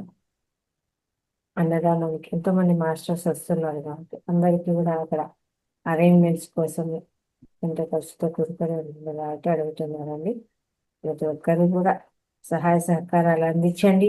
అందరూ రండి, చక్కగా దీన్ని జయప్రదం చేద్దాము అద్భుతంగా అని అందరినీ వేడుకుంటున్నాను. మాస్టర్స్ 3 రోజులు ఇంకా క్లాసులు ఉండవండి. తిరిగి సోమవారం రోజు మనము క్లాసుల్లో కలుసుకుందాము. ఆల్రెడీ మెసేజ్ పెట్టడం జరిగింది. Thank you masters. Thank you. Welcome అందరికీ కూడా ధ్యాన మహాయజ్ఞానికి స్వాగతం పలుకుతున్నాము. Thank you very much. Thank you sir Omprakash గారు. Thank you.